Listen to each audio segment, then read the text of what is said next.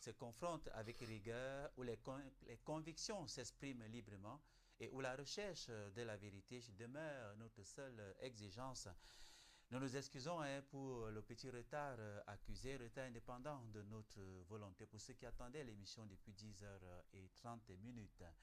Ce matin, je reçois deux contradicteurs au parcours différents, mais animés par une même volonté de défendre leur vision du monde. À ma droite, Kamit Asiati, chercheur et expert en communication qui portera le regard de la pensée kamite et de la spiritualité ancestrale. À ma gauche, Adidi, historien et chrétien pentecôtiste qui défendra la perspective des religions révélées à travers son expérience et sa compréhension des Écritures. Et comme le veut le principe du tribunal de Mahat, le débat se déroulera en aller et retour. Chaque question sera successivement soumise à nos deux contradicteurs afin que chacun puisse développer ses arguments, répondre à son interlocuteur et permettre à notre public d'apprécier la richesse des points de vue. La question soumise au tribunal de Mahat de ce matin est la suivante. La religion unit-elle l'humanité ou l'éloigne-t-elle de la véritable spiritualité? Que la parole soit libre, que les arguments soient fondés et que chacun garde à l'esprit que dans ce tribunal, ce n'est ni la passion, ni le nombre qui l'emporte, mais la force du raisonnement. Le tribunal de Mahat est ouvert, que le débat commence. Kamit Asiati, Otep et bienvenue, comment ça va? Otep Niamsi, bonjour à tous tes téléspectateurs, je vais très bien et j'espère que toi aussi. C'est toujours un plaisir de me retrouver ici pour apporter un peu de ce que je connais dans le grand vase de ce que l'humanité connaît, de sorte qu'on partage, qu'on échange et donc, comme d'habitude, c'est un plaisir pour moi d'être là. D'accord. Alors, Adidi, bienvenue à toi. Tu n'es pas nouveau dans cette chaîne de télévision, peut-être nouveau pour ce nouveau concept. Bienvenue. C'est vrai. Je veux d'abord dire bonjour à tous ceux qui nous écoutent de près ou de loin. Et moi, c'est un privilège, une fois de plus, de me présenter parmi vous. Et je crois que nous aurons certainement une très belle émission. Voilà. Pour nous permettre de respirer, nous allons prendre justement un verre de Dontol du côté de la régie et on se retrouve juste derrière pour entrer dans le vif de l'émission. A tout de suite, madame, monsieur. Il existe des terres où le passé ne s'efface pas. Des terres où chaque souffle, chaque silence, chaque pas porte la mémoire d'un peuple. Le Bénin, terre de spiritualité, de royaume et de résistance vous appelle. Du 3 au 13 novembre 2026, Pas comme les autres, vous ouvre ses portes. Dahomey Tour 2026, un retour aux sources, une immersion dans l'essence même de l'Afrique, portée par l'Afrique identitaire en collaboration avec Emet Télévision International Cameroun. Ce rendez-vous culturel vous conduit au cœur d'un héritage vivant. De Cotonou à Ouida, de Porto Novo à Abomey, chaque étape devient une rencontre, chaque lieu une révélation. Vous entrez dans l'univers du Fa.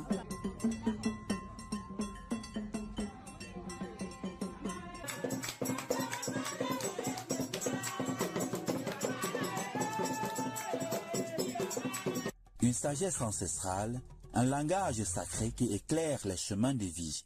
Vous marchez sur la route des esclaves, là où l'histoire a basculé, là où la mémoire parle encore à ceux qui savent écouter. Vous pénétrez la forêt sacrée de Passé, un espace chargé de savoir, un sanctuaire où le visible et l'invisible se rencontrent. À Abomey, vous plongez dans l'histoire des rois, vous ressentez la force de ceux qui ont résisté. Visitez également l'emblématique temple de Python de Ouidah.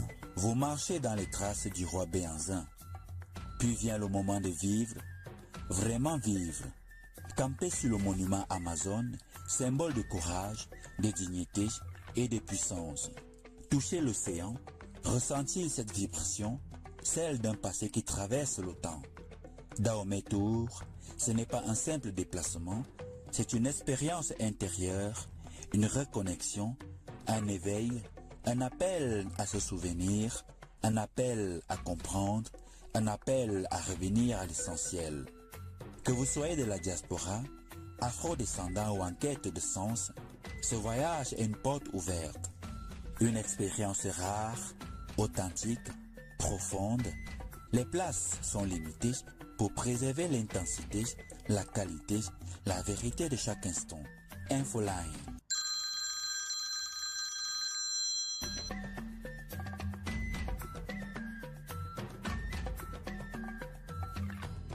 Dahomey Tour 2026, revenez à l'origine et reconnectez-vous à vous-même. Sponsor officiel, Identité Africa et Kemet Télévision.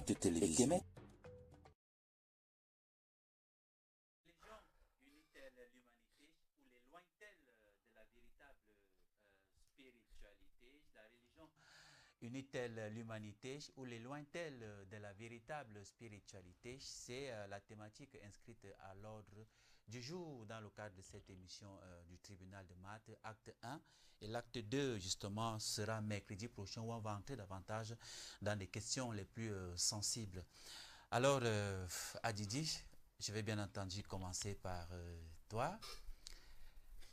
En tant qu'historien et chrétien, notamment pentecôtiste, considères-tu que la religion est avant tout une institution humaine ou alors une initiative destinée à rapprocher l'homme de Dieu, comme on peut l'appeler aujourd'hui? Pour être plus simple, je dirais que la religion fait les deux. Donc elle peut unir l'homme. Déjà l'homme entre eux d'abord. Aussi, elle peut aussi unir l'homme avec Dieu. Oui. Aussi, dans un autre cadre, elle peut aussi les éloigner. Il peut éloigner les hommes entre eux, aussi éloigner l'homme même de la véritable spiritualité. Bon, maintenant, comment la religion peut unir l'humanité? Parce qu'elle peut donner à l'homme un cadre, d'abord sur le plan moral, des faits, l'entraide. Par exemple, la religion d'abord c'est une couverture, donc c'est une forme de protection d'abord. Bon, ça, sans toutefois entrer trop dans les détails. Oui. On va approfondir avec le temps. Maintenant, quand nous lisons dans la Bible, il dit par exemple dans Jean chapitre 17, verset 21 que afin que tous soient un, comme moi, comme toi, Père, tu es en moi et comme je suis en toi, afin que eux aussi soient un en nous, pour que le monde croie que tu m'as envoyé. Vous voyez? Quand on lit par exemple Aristote, au IVe siècle, il dit par exemple que l'homme par nature est un animal religieux et politique. Donc sans croyance commune, pas de société. Donc c'est quelque chose de très important. Même Cicéron aussi avait dit cela au 1er siècle avant Jésus, que toutes les nations ont besoin de Dieu, parce que c'est un lien qui les cimente, un lien qui cimente les peuples. Donc c'est quelque chose de très important. Donc la religion a la capacité d'unir, ça a aussi la capacité de désunir. Même Voltaire aussi disait la même chose dans son ouvrage dictionnaire. Donc la religion peut aussi désunir. Ça peut dispatcher comme ça peut aussi unir. Pourquoi et donc, comment? Nous allons par exemple montrer par exemple les interprétations qu'il y a eu dans le domaine religieux, des interprétations, chacun tire la couverture de son côté, ça peut provoquer beaucoup de choses. Donc la société est faite de manière dualiste. C'est pourquoi la manière dont je vais répondre aux questions, vous allez voir que la religion a une place importante dans la société. Il joue un rôle très important dans la société. On ne peut pas l'éloigner de l'homme. aussi la religion aussi, si elle est mal utilisée, elle peut aussi créer beaucoup de dégâts. Oui. Par exemple, Voltaire disait que si Dieu n'existait pas, il faudrait l'inventer. Mais la nature nous crie qu'il existe. C'est très important. Donc, je prends seulement pour ce premier jet pour montrer cela. Bon, comment la religion, par exemple, peut éloigner l'homme. Par exemple, quand nous lisons dans Matthieu chapitre 15, à partir du verset 8 à 9, il dit par exemple, mon peuple m'honore des lèvres, mais son cœur est éloigné de moi. D'accord, on va revenir sur comment est-ce que la religion peut diviser l'homme ou alors les humains, justement. Alors, Asiatique, la pensée kamite affirme souvent que la spiritualité existait bien avant les religions révélées. Alors, sur quoi repose cette affirmation et qu'est-ce qui distingue fondamentalement la spiritualité de la religion? Bon, ça fait ces deux volets dans la même question. On va fermer la porte du studio, s'il vous plaît. Pour répondre à cette question, je vais aller sur deux aspects. D'abord, le plan nominal ou intangible. Comme c'est un débat, tu peux répondre aussi aux frères, peut-être avant la question. Bon, ça dépend. D'accord. Non, c'est que la réponse que je voudrais apporter à son jet se trouve dans la réponse que je vais donner à cette question. D'accord. Donc, je disais que sur le plan intangible, la spiritualité précède, d'après la question, la religion. Si, qu'est-ce qui distingue fondamentalement la spiritualité? Non, le premier volet. La question posée à... Non, la question que tu m'as posée... la pensée kamite affirme souvent justement que la spiritualité existait bien avant les religions révélées. Voilà, c'est ce que je cherchais. D'accord. Alors je disais que sur le plan nominal, la réponse se trouve dans la question parce que nous sommes des êtres spirituels qui avons une expérience physique. Ça veut dire que l'esprit précède la matière. Parce que la question, la religion n'a rien de spirituel. Il faut bien qu'on soit clair. Les religieux disent souvent je suis spirituel, ils ne savent même pas ce que ça veut dire. La spiritualité précède, l'esprit précède le corps. Donc, sur cette dimension terre, nous avons des corps d'emprunt. Nous sommes d'abord des esprits. C'est pour ça que quand quelqu'un décède, s'il tombe, on va dire le corps de Somba est à la morgue. Et non Esomba. On n'a pas dit Esomba est à la morgue. Donc, le corps que nous empruntons quand nous venons dans la dimension terrestre, qui représente non la matière, n'est qu'un corps d'emprunt. Ça veut dire qu'avant d'intégrer ce corps, on est. Et quand on va laisser tomber ce corps, on reste, on est encore. Ça veut dire que l'esprit précède la matière. Donc, à cette question, la spiritualité précède la religion, c'est évident. Ça, c'est sur le plan nominal. Parce que la religion, c'est l'institutionnalisation de la spiritualité. La religion va codifier la spiritualité. Mais dès que quelqu'un codifie un ensemble de règles, il en devient le gourou. C'est pour ça que ils vont donc entrer dans ce qu'il a évoqué tout à l'heure. Il a dit que la société est dualiste. Et ça, c'est le cartésianisme. Et le christianisme est la mère du cartésianisme. Parce que là-bas, c'est que soit tu es avec nous, soit tu n'es pas avec nous. Soit tu es avec Dieu, soit tu es avec le diable. C'est la dualité dans le christianisme. Le bien, le mal, l'homme, la femme, le jour, la nuit. C'est la dualité. Maintenant, sur le plan phénoménal, parce que j'étais d'abord sur le plan nominal, sur le plan empirique, les pyramides d'Égypte ont 5000 ans. Il n'y a pas un prophète qui est descendu du ciel pour inspirer aux Égyptiens la construction des pyramides. Ça veut dire que aucun commandement religieux n'a forgé les pyramides. C'était la science. D'accord? Dans nos sociétés antiques, on avait déjà des rites, on avait des rituels, on avait des initiations. Ça, c'est aussi sur le plan phénoménal. On initiait les gens. Vous allez voir la différence avec la religion, qui, elle, n'initie pas, mais convertit. C'est-à-dire que vous devez vous convertir au christianisme, vous devez vous convertir à l'islam. Pourtant, en Afrique, nous initions. L'initiation, c'est la formation, c'est l'apprentissage. D'ailleurs, après la maternelle, on va à la SIL. SIL signifie section d'initiation à la lecture. À la lecture. Donc, on vous forme. Et lorsqu'on te forme, c'est que tu es libre de dire que je ne suis pas d'accord et on t'explique jusqu'à te convaincre. C'est ça l'initiation. Tu deviens indépendant, c'est ça? Non, je veux dire, lorsqu'on t'initie, on te forme. C'est la science, tu apprends. Et tu sais que par exemple, au niveau master, l'étudiant peut dire au prof qu'il n'est pas d'accord. Le prof doit justifier. C'est ça l'initiation. Pourtant, dans la conversion, ce que les religions font, tu ne peux pas dire que tu n'es pas d'accord. On va te dire que tu es en train de blasphémer. Donc la religion te convertit alors que l'initiation te forme, te transmet un savoir. Donc la spiritualité existait déjà avant la religion. Maintenant le deuxième volet de la question, où il faut établir les nuances. Ce qui distingue fondamentalement la spiritualité de la religion. Alors la spiritualité, c'est la religion te dit qu'il faut aller chercher Dieu. La spiritualité te dit que il y a le divin en toi. Tu as une étincelle du divin. Et donc, trouve-le à l'intérieur de toi. Ça, c'est une différence. Mais je vais prendre une image pour que ce soit beaucoup plus concret. Vous voyez, lorsque vous entrez dans une forêt où vous trouvez le même type d'arbre, c'est que vous n'êtes plus dans une forêt, vous êtes dans un champ, dans une plantation. C'est ça la religion.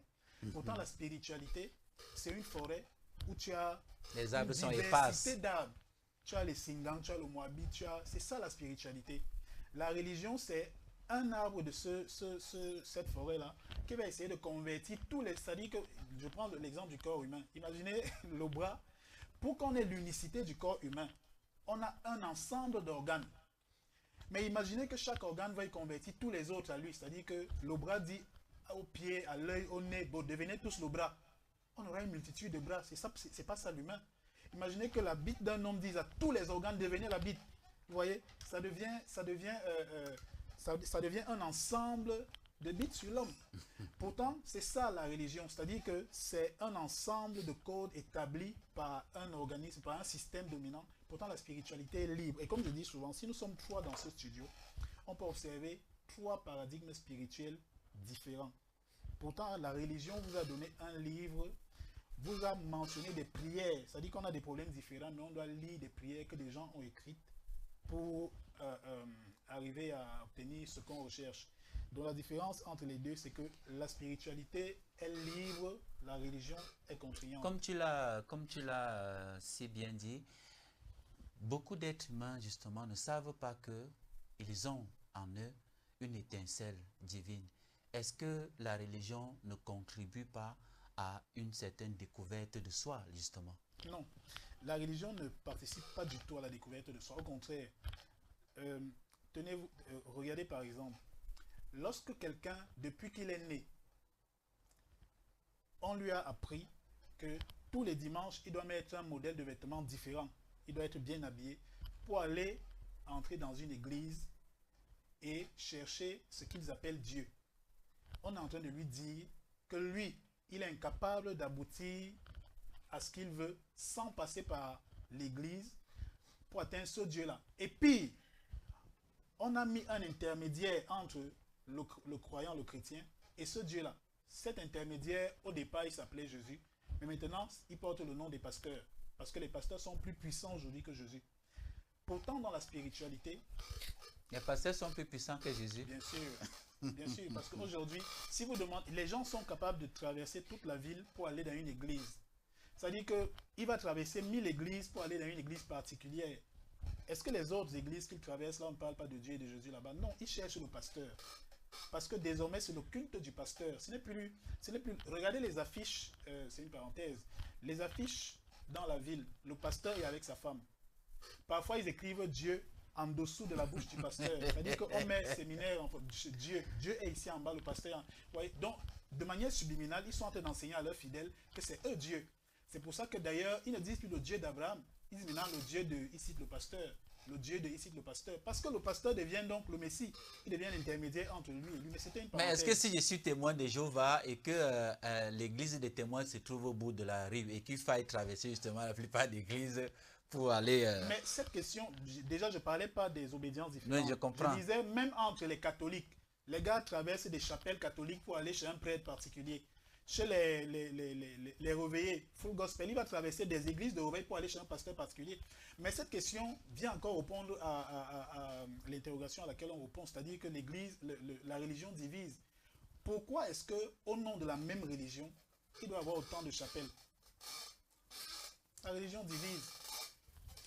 Voilà, est-ce que tu rebondis ou alors je te pose d'abord la question qui t'est destinée? D'accord, tu rebondis et puis je te pose la question, allons-y. Il dit ceci, vous savez, la la manière dont les Kamites voient la religion est un peu... C'est pas amusant parce que ils font de la religion, ils interprètent très mal la religion, ils regardent la chose de forme, mais ils ne regardent pas la chose, le fond. le fond de la chose, oui. C'est ce qui fait qu'on peut avoir une idée très négative de la chose, même qui est la chose véritable. Parce qu'il peut avoir justement plusieurs compréhensions de la chose, c'est-à-dire une compréhension littéraire, une compréhension philosophique, voire même une compréhension métaphysique. Voilà. De Vous la allez chose. remarquer, par exemple, mon frère, par exemple, tout de suite là, a mélangé beaucoup de questions qu'on doit suivre. Un peu, donc il a beaucoup mélangé. Moi, je suis un peu méthodique dans ma manière de travailler. Et c'est pourquoi je ne voudrais pas commencer à donner les réponses pêle-mêle. Donc, je voudrais aller méthodiquement pour que nous puissions comprendre que, premièrement, la religion est loin de ce qu'il imagine. Ce que vous voyez là, c'est le folklore religieux. C'est comme, par exemple, je peux avoir mon téléphone comme ça là, et tout autour, il y a... C'est comme vous voyez, par exemple, il y a le savon et il y a la mousse tout autour. Mais la mousse n'est pas le savon, même comme la mousse provient du savon. Vous voyez, mais le savon est là. Et parfois, la mousse peut noyer le savon. La mousse noie le savon. Et on pense que c'est ça même le savon. Vous voyez. Donc, je veux dire ici là que tout ce que mon frère décrit là est bien beau. Mais ce n'est pas ça la religion pour moi. La religion est plus profonde que ça. Même les Kémites font de la religion. Tout, depuis l'origine même des choses, même avant même qu'il y ait même au monde, Dieu a eu une religion. Même quand Dieu a placé l'homme sur la terre, il y a eu la religion. Vous voyez. Et la religion, nous ne peut pas avoir de spiritualité sans religion. On ne peut pas avoir de religion sans spiritualité. Les deux marchent toujours ensemble. Ils sont imbriqués. Voilà. L'un est protecteur et l'autre est l'élévation. Un amène l'autre à atteindre la divinité, à se découvrir lui-même. Et l'autre protège et amène, par exemple... Laquelle est protectrice? La religion est protectrice. D'accord. Et la Et spiritualité? la spiritualité, c'est elle qui élève. Je prends un exemple. Une permet, par exemple, à l'homme d'accéder vers Dieu. L'autre te donne, par exemple, les conseils adaptés pour que tu puisses protéger cette spiritualité-là. C'est comme ça, c'est comme, par exemple, on peut dire, tu ne peux pas avoir une âme sans esprit. Tu ne peux pas avoir un esprit sans y la peau. C'est la même chose. Donc, on ne peut pas commencer à diaboliser une chose ou à combattre une chose sans la maîtriser d'abord très bien. C'est pourquoi je dis que je préfère qu'on suive les questions doucement jusqu'à ce que nous allons répondre à toutes ces questions. C'est pourquoi j'ai commencé d'abord par dire que la religion est d'une importance capitale. Elle protège, elle est utile. La spiritualité est importante, elle est utile. Donc, les idées qui tendent à vouloir montrer que la spiritualité, la religion ne représente absolument rien, que c'est juste un pion. Nous allons aussi développer pourquoi la religion aussi a failli quelque part. Nous allons donner toutes ces choses-là. C'est la question justement que j'allais te poser, parce que le christianisme enseigne que Dieu est le Père de tous les hommes. Alors dans ce cas, comment expliques-tu que l'humanité demeure profondément divisée malgré plusieurs siècles d'expansion des grandes religions, justement, et ce sont des faits? Le problème de l'humanité aujourd'hui, c'est qu'il faut d'abord définir l'essence de l'homme. L'essence? Oui. Premièrement, je voudrais dire ceci, que il y a deux types de semences d'hommes sur la terre. Il y a les fils de Dieu et il y a les fils du diable. D'abord, c'est comme ça là. Vous allez remarquer, par exemple, lorsque nous voyons dans la Genèse, nous voyons Caïn et Abel. Et la Bible nous dit que Caïn était du mal. Vous voyez. Mais qui a créé Caïn, ou alors qui a créé ce mal-là, justement, pour qu'il y ait des divisions entre des hommes qui sont pour le mal à la fois et d'autres qui sont pour le bien? Est-ce que ce n'est pas incongru? Ça, c'est tout un autre sujet. Mais ce que je veux d'abord qu'on sache d'abord, c'est que il y a deux semences d'hommes sur la terre. Il y a certains qui sont là uniquement pour le mal et ceux qui sont là uniquement pour le bien. Qui crée ces semences? Je voulais savoir. Bon, le problème est venu par la Genèse d'abord. Oui, tout ce que Dieu a créé était bon. Même les anges que Dieu avait créés, tout était bon. Mais à un moment donné, un s'est rebellé pour suivre son chemin. Est-ce que ça ne te contredit pas, Ça ne me frère contredit Aditi? pas. Si quelqu'un s'est rebellé, il fallait bien que la rébellion existe. Maintenant, qui a créé donc cette rébellion pour que un des Dieu n'a jamais été l'auteur du mal. Tout ce que Dieu a créé au ciel était parfait. Satan, à un moment donné, a convoité le domaine d'un autre. Et cela a amené la perversion. Au jardin d'Éden, quand il y a eu la chute, Satan y était déjà. Et il a amené la séduction à Ève. Et ce qui a produit 2 semences après, Caïn et Abel. Caïn a tué son frère, Abel. Les 2 semences ont continué à se multiplier sur la terre. On va voir comment est-ce qu'au moment où Dieu devait détruire la terre par le déluge, comment il y a eu aussi cette autre séparation. Donc les 2 semences sont sur la terre. Chacun est là pour faire son devoir. Chacun est là pour faire son travail. Les filles de Dieu sont là pour faire leur travail. Les filles de Satan aussi sont là pour faire leur travail. C'est là où je voulais donc montrer donc ici la bonne religion et la mauvaise religion. D'accord, avant que tu ne poursuives, lorsqu'on regarde l'humanité aujourd'hui, qui peut être considérée comme la semence du mal et comme la semence du bien, où se situe le continent africain, justement? Ainsi que sur le continent africain, d'abord c'est un continent qui a subi beaucoup d'influence, beaucoup de domination. Et d'invasion, oui. Et d'invasion. Ce qui fait que le continent africain a perdu presque sa valeur. Beaucoup ont conservé encore leur identité culturelle et même religieuse.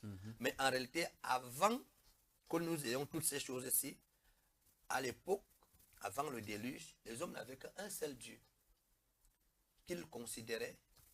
Et ce Dieu-là, à un moment donné, après la dispersion de la tour de Babel, nous constatons qu'il y a eu multiplicité de religions, multiplicité de dieux. Aujourd'hui, l'Afrique s'il y a peut-être 54 pays en Afrique, il y a peut-être 100 millions de dieux et de croyances. Bon, maintenant, Dieu, pour permettre à ce que les hommes puissent accéder à la lumière, aussi ne peut pas laisser le monde dans cette confusion-là. Il va pourvoir un chemin. Et c'est ce que Dieu a essayé de faire tout au long de la Genèse en préservant la semence de la femme, qui était Jésus-Christ, jusqu'à ce que cette semence-là s'est manifestée à Nazareth. La parole nous a été déposée. C'est pourquoi la parole a été déposée au fil des âges jusqu'à notre époque, où la lumière de Dieu aussi a commencé à se manifester, et elle s'est manifestée. Vous voyez. Donc ce qui fait que si quelqu'un n'est pas dans ce cheminement-là, peu importe sa croyance, peu importe ses lois, peu importe ses codes, ainsi de suite, ça ne peut pas donner. Nous allons amplifier tout à l'heure. Il y a une fuite en avant par rapport à ma question. J'ai posé tantôt la question, celle de savoir, lorsque nous observons l'humanité aujourd'hui, où se trouve la semence négative et la semence positive? Puisque nous avons, je crois, c'est 4 ou 5 continents. 5 continents. Qui, parmi les humains aujourd'hui, sont considérés comme la mauvaise semence et l'autre la bonne semence? Pour moi, aucune. Les fils de Dieu sont partout. Les fils de Dieu, comme au Cameroun, en Europe, en France, un peu de partout. Ce qui identifie les fils de Dieu, les fils des ténèbres, c'est ceux-là qui reçoivent la parole de Dieu lorsqu'elle est révélée en son temps. Par exemple, à l'époque, par exemple, de Noé, tous ceux qui ont reçu Noé ont été sauvés. Le reste a été perdu. À l'époque de Sodome et Gomorrhe, c'était la même chose. Abraham, ils ont été sauvés. À l'époque de Jésus, ceux qui ont reçu Jésus ont été sauvés.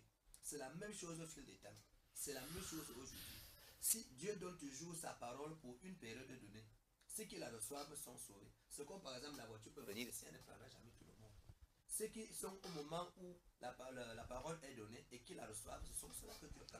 Oui, mais sauf que la voiture est limitée, Dieu lui n'est pas limité. Est-ce que ce n'est pas un Dieu injuste que tu décris là, qui se révèle à qui il veut, quand il veut et pas aux autres? Un exemple simple, quand la lumière du soleil vient, n'est-ce pas, elle éclaire tout le temps. Ok. Mais il y a quelqu'un qui dit, fais-le, mais je ne peux pas voir le soleil. C'est la même chose. Il y a des gens sur cette terre-ci, peu importe que tu les prêches l'évangile 1000 ans, il ne va jamais accepter. D'accord.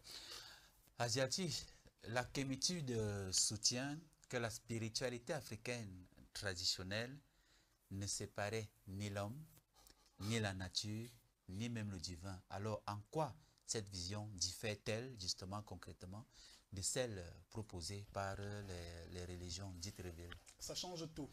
Ça change tout. Mais avant, je voudrais revenir rapidement sur ce qu'a dit le pasteur. Le pasteur en face. Adidi. Le pasteur a dit, les Kamites ont une religion. Bon, il faut déjà que ce soit clair. Les Kamites n'ont pas de religion. Et il faut bien qu'on établisse la différence qui existe entre la religion et la spiritualité.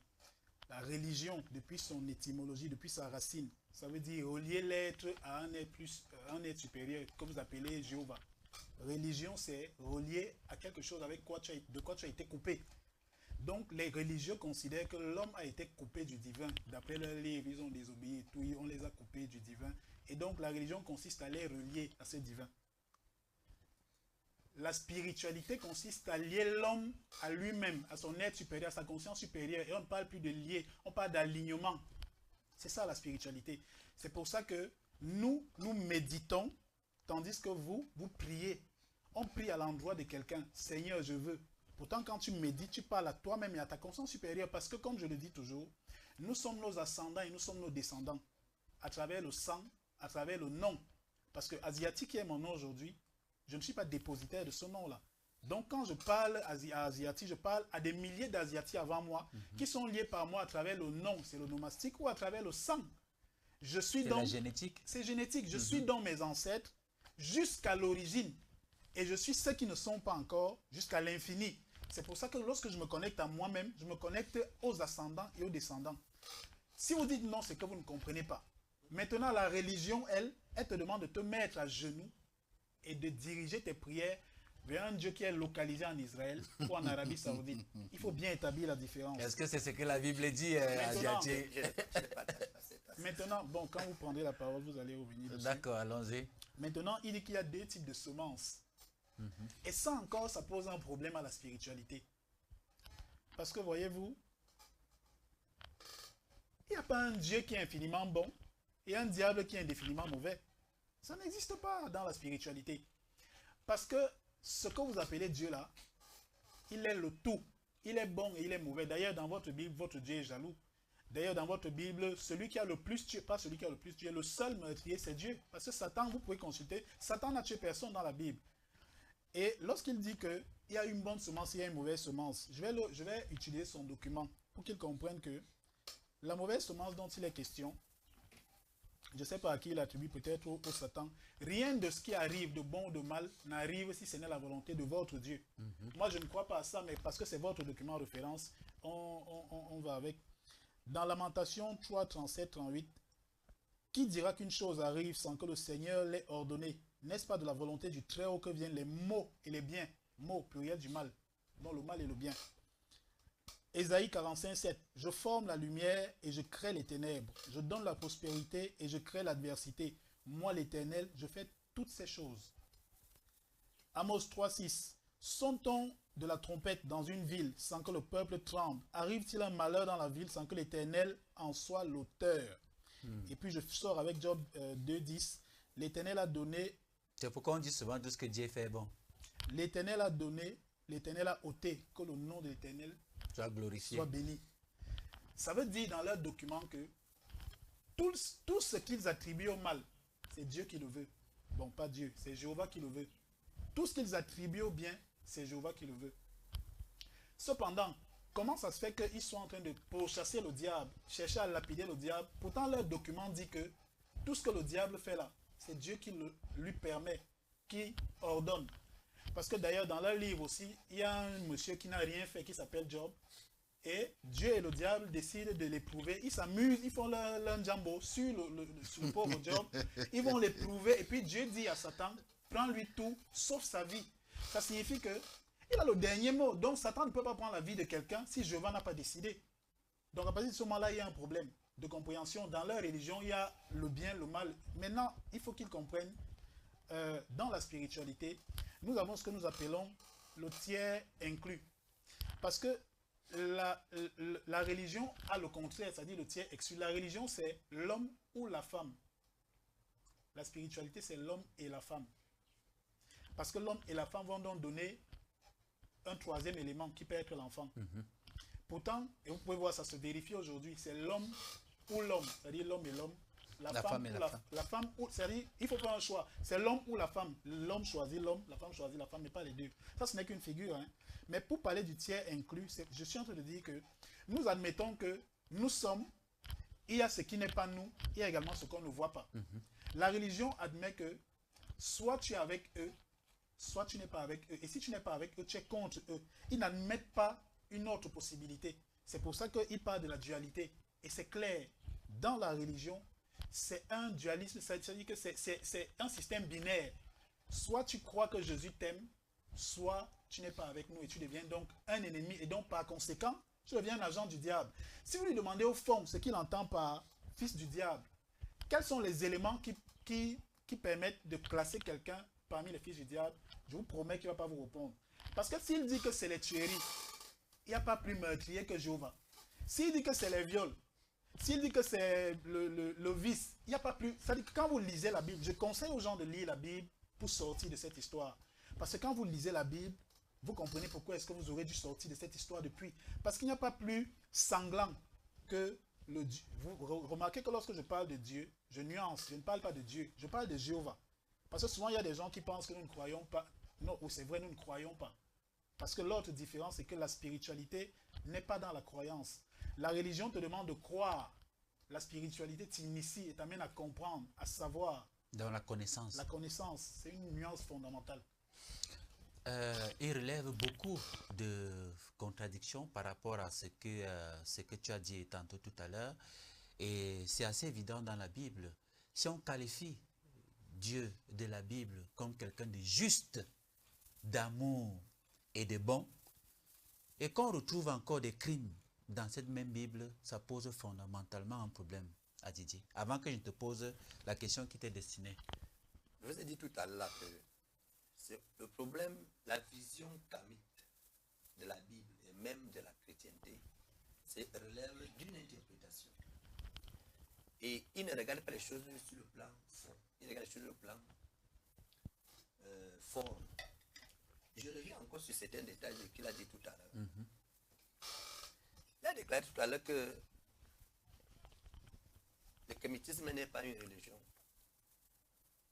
C'est une religion. Parce qu'il pratique les rites. Vous pratiquez les rites dans votre... L'organisation. Oui, il pratique les rites. Vous n'allez pas nier.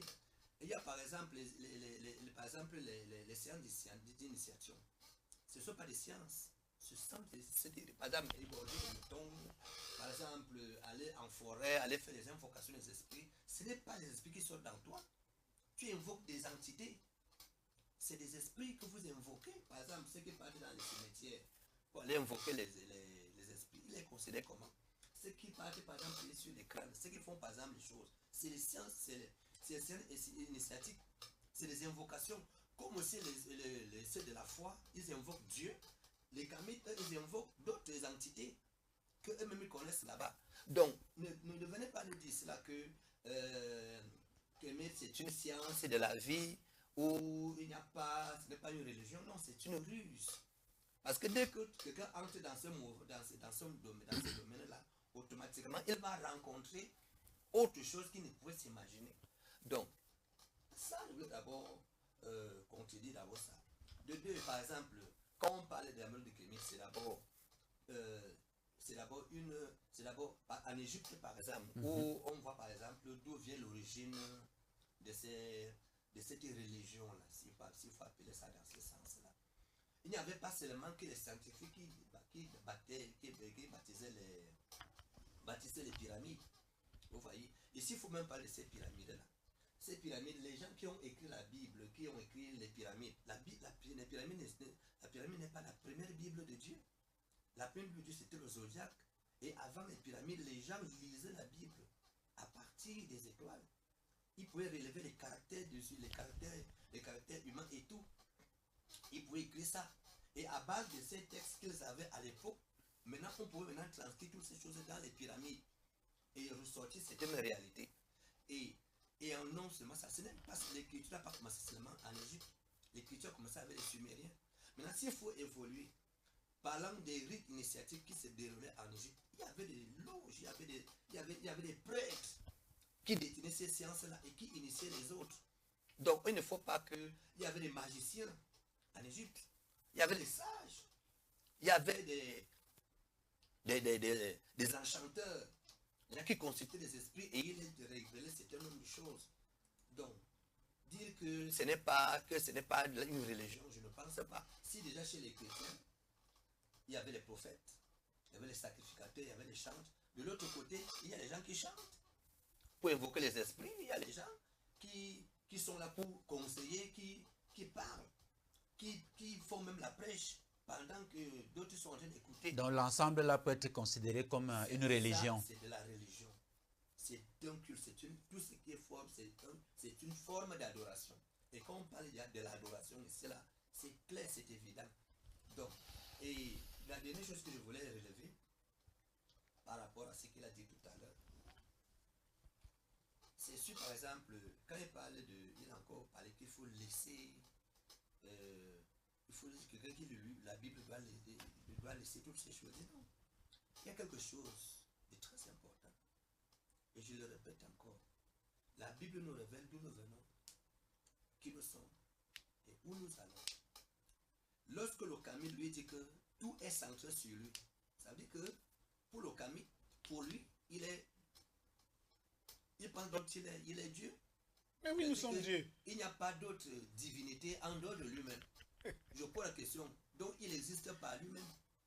S'il existe par lui-même, posons-nous la question. La plante, elle existe par qui? Les poissons existent par qui? Les éléphants existent par qui? Parce que vous centralisez tout par vous-même. Est-ce que c'est toi qui as créé la mer? Est-ce que c'est toi qui as créé l'arbre? En plus, mais l'arbre existe avant toi. Et en plus, quand tu meurs, ton esprit part où? S'il faut entrer dans le domaine des morts, tout homme sur la terre-ci a quelque part d'où il sort. Donc, oui, frère Didi, ça fera l'objet méthodique. Voilà. D'accord, ça sera peut-être l'objet d'une autre thématique, là où on va, lorsqu'on meurt. Alors, venons-en à la question. Peut-on véritablement accéder à la connaissance de Dieu sans appartenir à une religion révélée? Ou alors, la révélation demeure-t-elle, selon toi, le seul chemin légitime vers la vérité spirituelle? Il y a d'abord, on parle ici de religion révélée. Ça veut dire que si elle n'est pas révélée, elle est morte. De deux, on ne peut pas avoir accès à la divinité qui est la véritable, à Dieu qui est la véritable spiritualité, parce que je ne crois pas aux spiritualités qui ne sont pas de Dieu. La véritable spiritualité, c'est la révélation véritable du véritable Dieu. Ça veut dire que ce n'est pas soi-même qui est le véritable Dieu. Tu peux être une divinité, mais tu n'es pas la grande divinité, dont tu n'es pas le rocher d'où tu as été tiré. Tu n'existes pas par toi-même. Donc on dit que la véritable divinité, c'est le Seigneur Jésus-Christ. Dieu s'est révélé à nous. Donc, ce qui fait qu'il y a une divinité qui est la véritable. Toutes les autres divinités sont des fausses divinités. Peu importe. Si moi je commence à dire que c'est moi la propre divinité, alors je deviens démon directement. Est-ce que ce que tu dis là, ce n'est pas théorique? En tant qu'historien, sur quel fait t'appuies-tu, sur quel socle t'appuies-tu justement pour apporter ces arguments? Pour rester sur le terrain strictement scientifique. Hein. Je dis ceci. Avant de commencer, à vous donner par exemple quelques auteurs, je vais d'abord dire ceci que, en ce qui concerne la véritable spiritualité, Dieu nous a donné un livre, c'est la Bible, qui nous révèle qui est la véritable spiritualité et où la trouver. Tout homme sur cette terre-ci a besoin de cette divinité, qu'il le veuille ou pas. C'est ça le problème. Maintenant, de deux, quand on parle de religion réveillée, vous avez parlé de religion révélée. Révélée, oui. Quand on parle de religion révélée ici, là, il faut définir, vous avez parlé du christianisme. Oui, le christianisme, c'est une religion révélée. Pourquoi? Parce que c'est là où, pour la première fois, Dieu a commencé à se révéler sous la forme humaine, à partir de Jésus à la croix. Mais avant qu'il y ait le christianisme, nous avons d'abord eu le judaïsme, qui était d'abord là où Dieu a commencé à se révéler après, avant le christianisme, nous avons le judaïsme, nous avons eu d'abord Abraham, on a vu Adam. Adam n'était pas un kamite. Mais Dieu, lui, se révèle chaque fois. Dieu se révèle. C'est pourquoi je vous ai dit que Dieu se révèle. Et on ne peut pas commencer par parler. Quand on parle de religion, moi, comme ça, pratiquement, seul individu, je peux être une certaine religion où Dieu s'est révélé. Chaque individu. Maintenant, quand on parle il peut aussi parler de religion en tant que groupe, une communauté, où Dieu s'est fait connaître. Donc, partout là où Dieu, cette divinité suprême, se révèle, voilà, une religion révélée. Donc, je ne peux pas appeler un système religieux où Dieu ne s'est pas révélé. Religion révélée. Pour moi, ce que j'entends par religion révélée, c'est cette religion-là qui a rencontré Dieu et dont Dieu a visité. Je ne peux pas appeler ceux qui font les cultes exotériques, la sorcellerie, ou bien l'horoscope, ou bien peut-être la métaphysique, ou bien peut-être l'égyptologie. Je ne peux pas les appeler religion révélée. Non, puisque là-bas, c'est autre chose qui n'a rien à voir avec Dieu. Oui, mais Adidi, est-ce que ce n'est pas très dangereux? Parce que pour être logique, si nous sommes tous unanimes que l'Afrique est le berceau de l'humanité, c'est-à-dire l'Afrique a vécu des milliers d'années avant l'avènement d'autres peuples. Mais comment se fait-il que Dieu part toujours se révéler à d'autres peuples et laisse le peuple, comment on dit ça, le peuple premier, si je peux le dire comme ça. Le premier peuple sur la planète Terre où Dieu s'est révélé, c'était le peuple africain. Sur la terre des vivants. Le premier endroit où Dieu a posé ses pieds, c'était d'abord en Afrique. À travers quelle civilisation? Il parle des Noirs. Oui, des Noirs. Adam était noir. Et Adam communiquait avec Dieu. Adam était noir. Adam était noir, il communiquait avec Dieu. Noé était noir, il a communiqué avec Dieu. Abraham était noir, il a communiqué avec Dieu. En tant qu'historien, peut-on situer la période? Oui, c'est bon. Ça, c'est... Je n'ai pas préparé exact, ça. D'accord. Mais ce que je sais, c'est que les Abraham, les Isaac, tous les prophètes de la Bible étaient des noirs. Tous. Dieu les a visités. Maintenant, après que cette civilisation noire a échoué avec les impérialismes et autres qu'il y a eu, alors Dieu aussi a changé quand le temps des nations aussi avait commencé avec à Babylone et avec les Grecs, les Perses et ainsi de suite. Dieu aussi commence un plan aussi de révélation à travers maintenant, parce que si d'abord Sem et Cham ont reçu la divinité, les Japheth n'avaient pas encore reçu la divinité. Voilà pourquoi Dieu maintenant commence aussi à travailler aussi avec les Blancs. Et ce qui fait donc aujourd'hui, au 21e siècle, on parle de Dieu qui se révèle sous la forme blanche, comment Dieu... Non, on ne doit pas être jaloux de nos frères blancs. De nos frères blancs, parce que Dieu, s'il les a fait grâce, Dieu nous a donné plus de 4000 ans de révélation. Si maintenant Dieu les donne 2000 ans, pour qu'eux aussi puissent connaître... Nous devons l'accepter. Voilà, et c'est ce que fait donc maintenant. Et aujourd'hui, nous avons donc le retour de ça, parce que cette spiritualité qui est d'abord africaine au départ, nous revient aujourd'hui. C'est pourquoi moi je crois que à l'heure où nous sommes, la plénitude de Dieu s'est révélée aussi en Afrique. D'accord. Asiati, Dieu change selon les humeurs des hommes et des périodes. Avant que je n'en vienne à la question. Je vous ai toujours dit que les gens s'y sont dangereux. Et leur Dieu là, leur Dieu là m'a toujours fait rire. Parce que voici un mec qui dit que le premier endroit où Dieu a posé les pieds, c'était en Afrique. Donc Dieu marche déjà.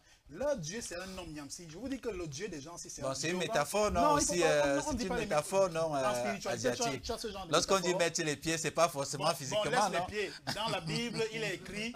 Dans la Bible, il est écrit que le Dieu voilà, là, il précise qu'il peut même parler de physiquement. Je vais le rejoindre parce que dans la Bible, il est écrit que le Dieu là est venu. Adam a écouté ses pas. Donc le gars, il a abandonné Adam et Ève, il allait se balader, puis il revient, Adam écoute ses pas, il se cache. Adam, tu es où? Dans leur prière, ils disent, Dieu, pose ta main de guérison sur moi. Dieu a les mains. Dans leur livre, Dieu est assis sur un fauteuil avec du saphir transparent sous les pieds. Donc Dieu a les fesses.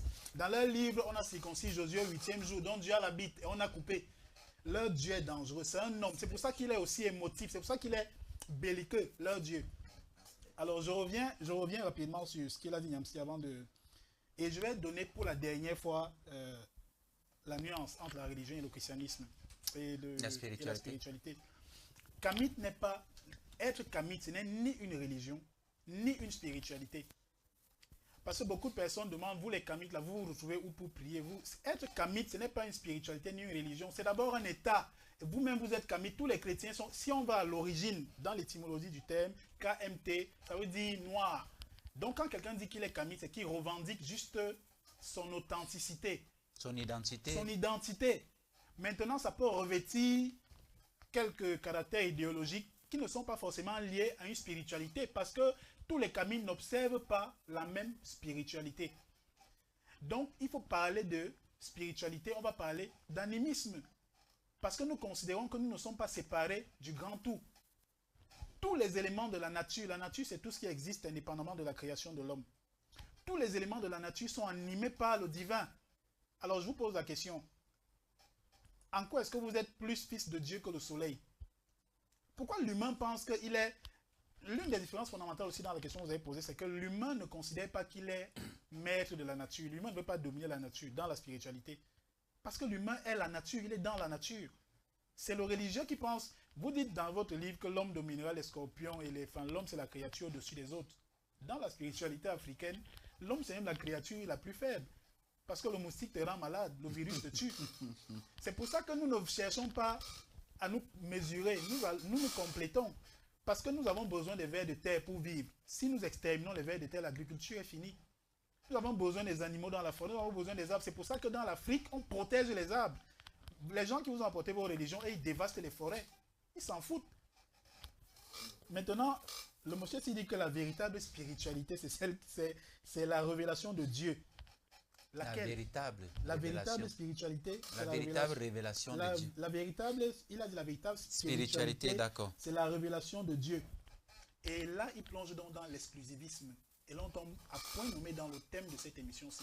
Est-ce que la religion unit ou elle divise? Quand il dit que la véritable, c'est la parole de Dieu. Question. Dans véritable, il y a vérité. Quel Dieu?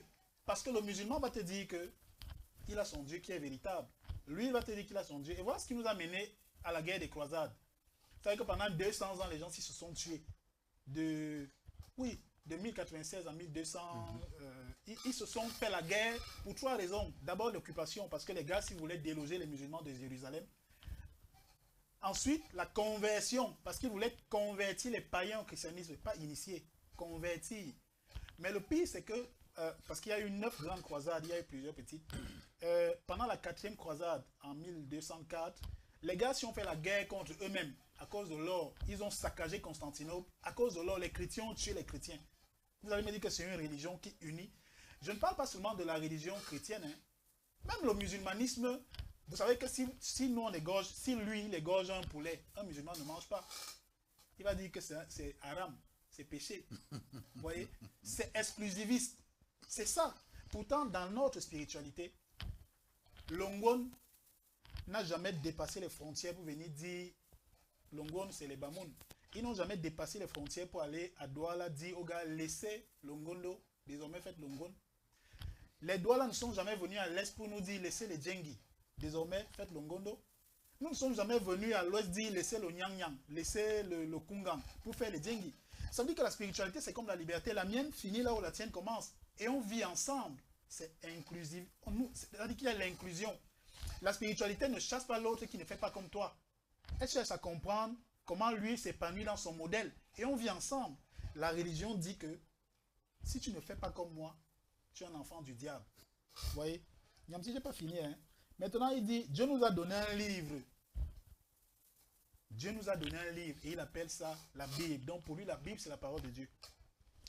Je vais convoquer l'historien qu'il est pour qu'on fasse... C'est une question de logique. Nous sommes aujourd'hui Homo sapiens, mais l'humanité a connu plusieurs formes d'hominidés. Il y a 3 500 000 ans environ, nous étions des Homo habilis, puis on est passé, nous étions des Homo erectus.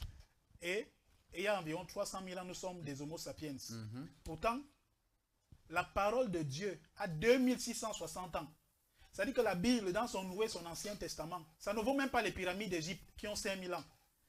Toutes les paroles de Dieu, là où il était d'accord et là où il n'est pas d'accord, parce que avant il te dit si on te gifle, tu rentres, et puis après il te dit si on te gifle, tu t'en l'autre jour. Un Dieu contradictoire. Donc toutes ces paroles-là n'ont même pas 3000 ans.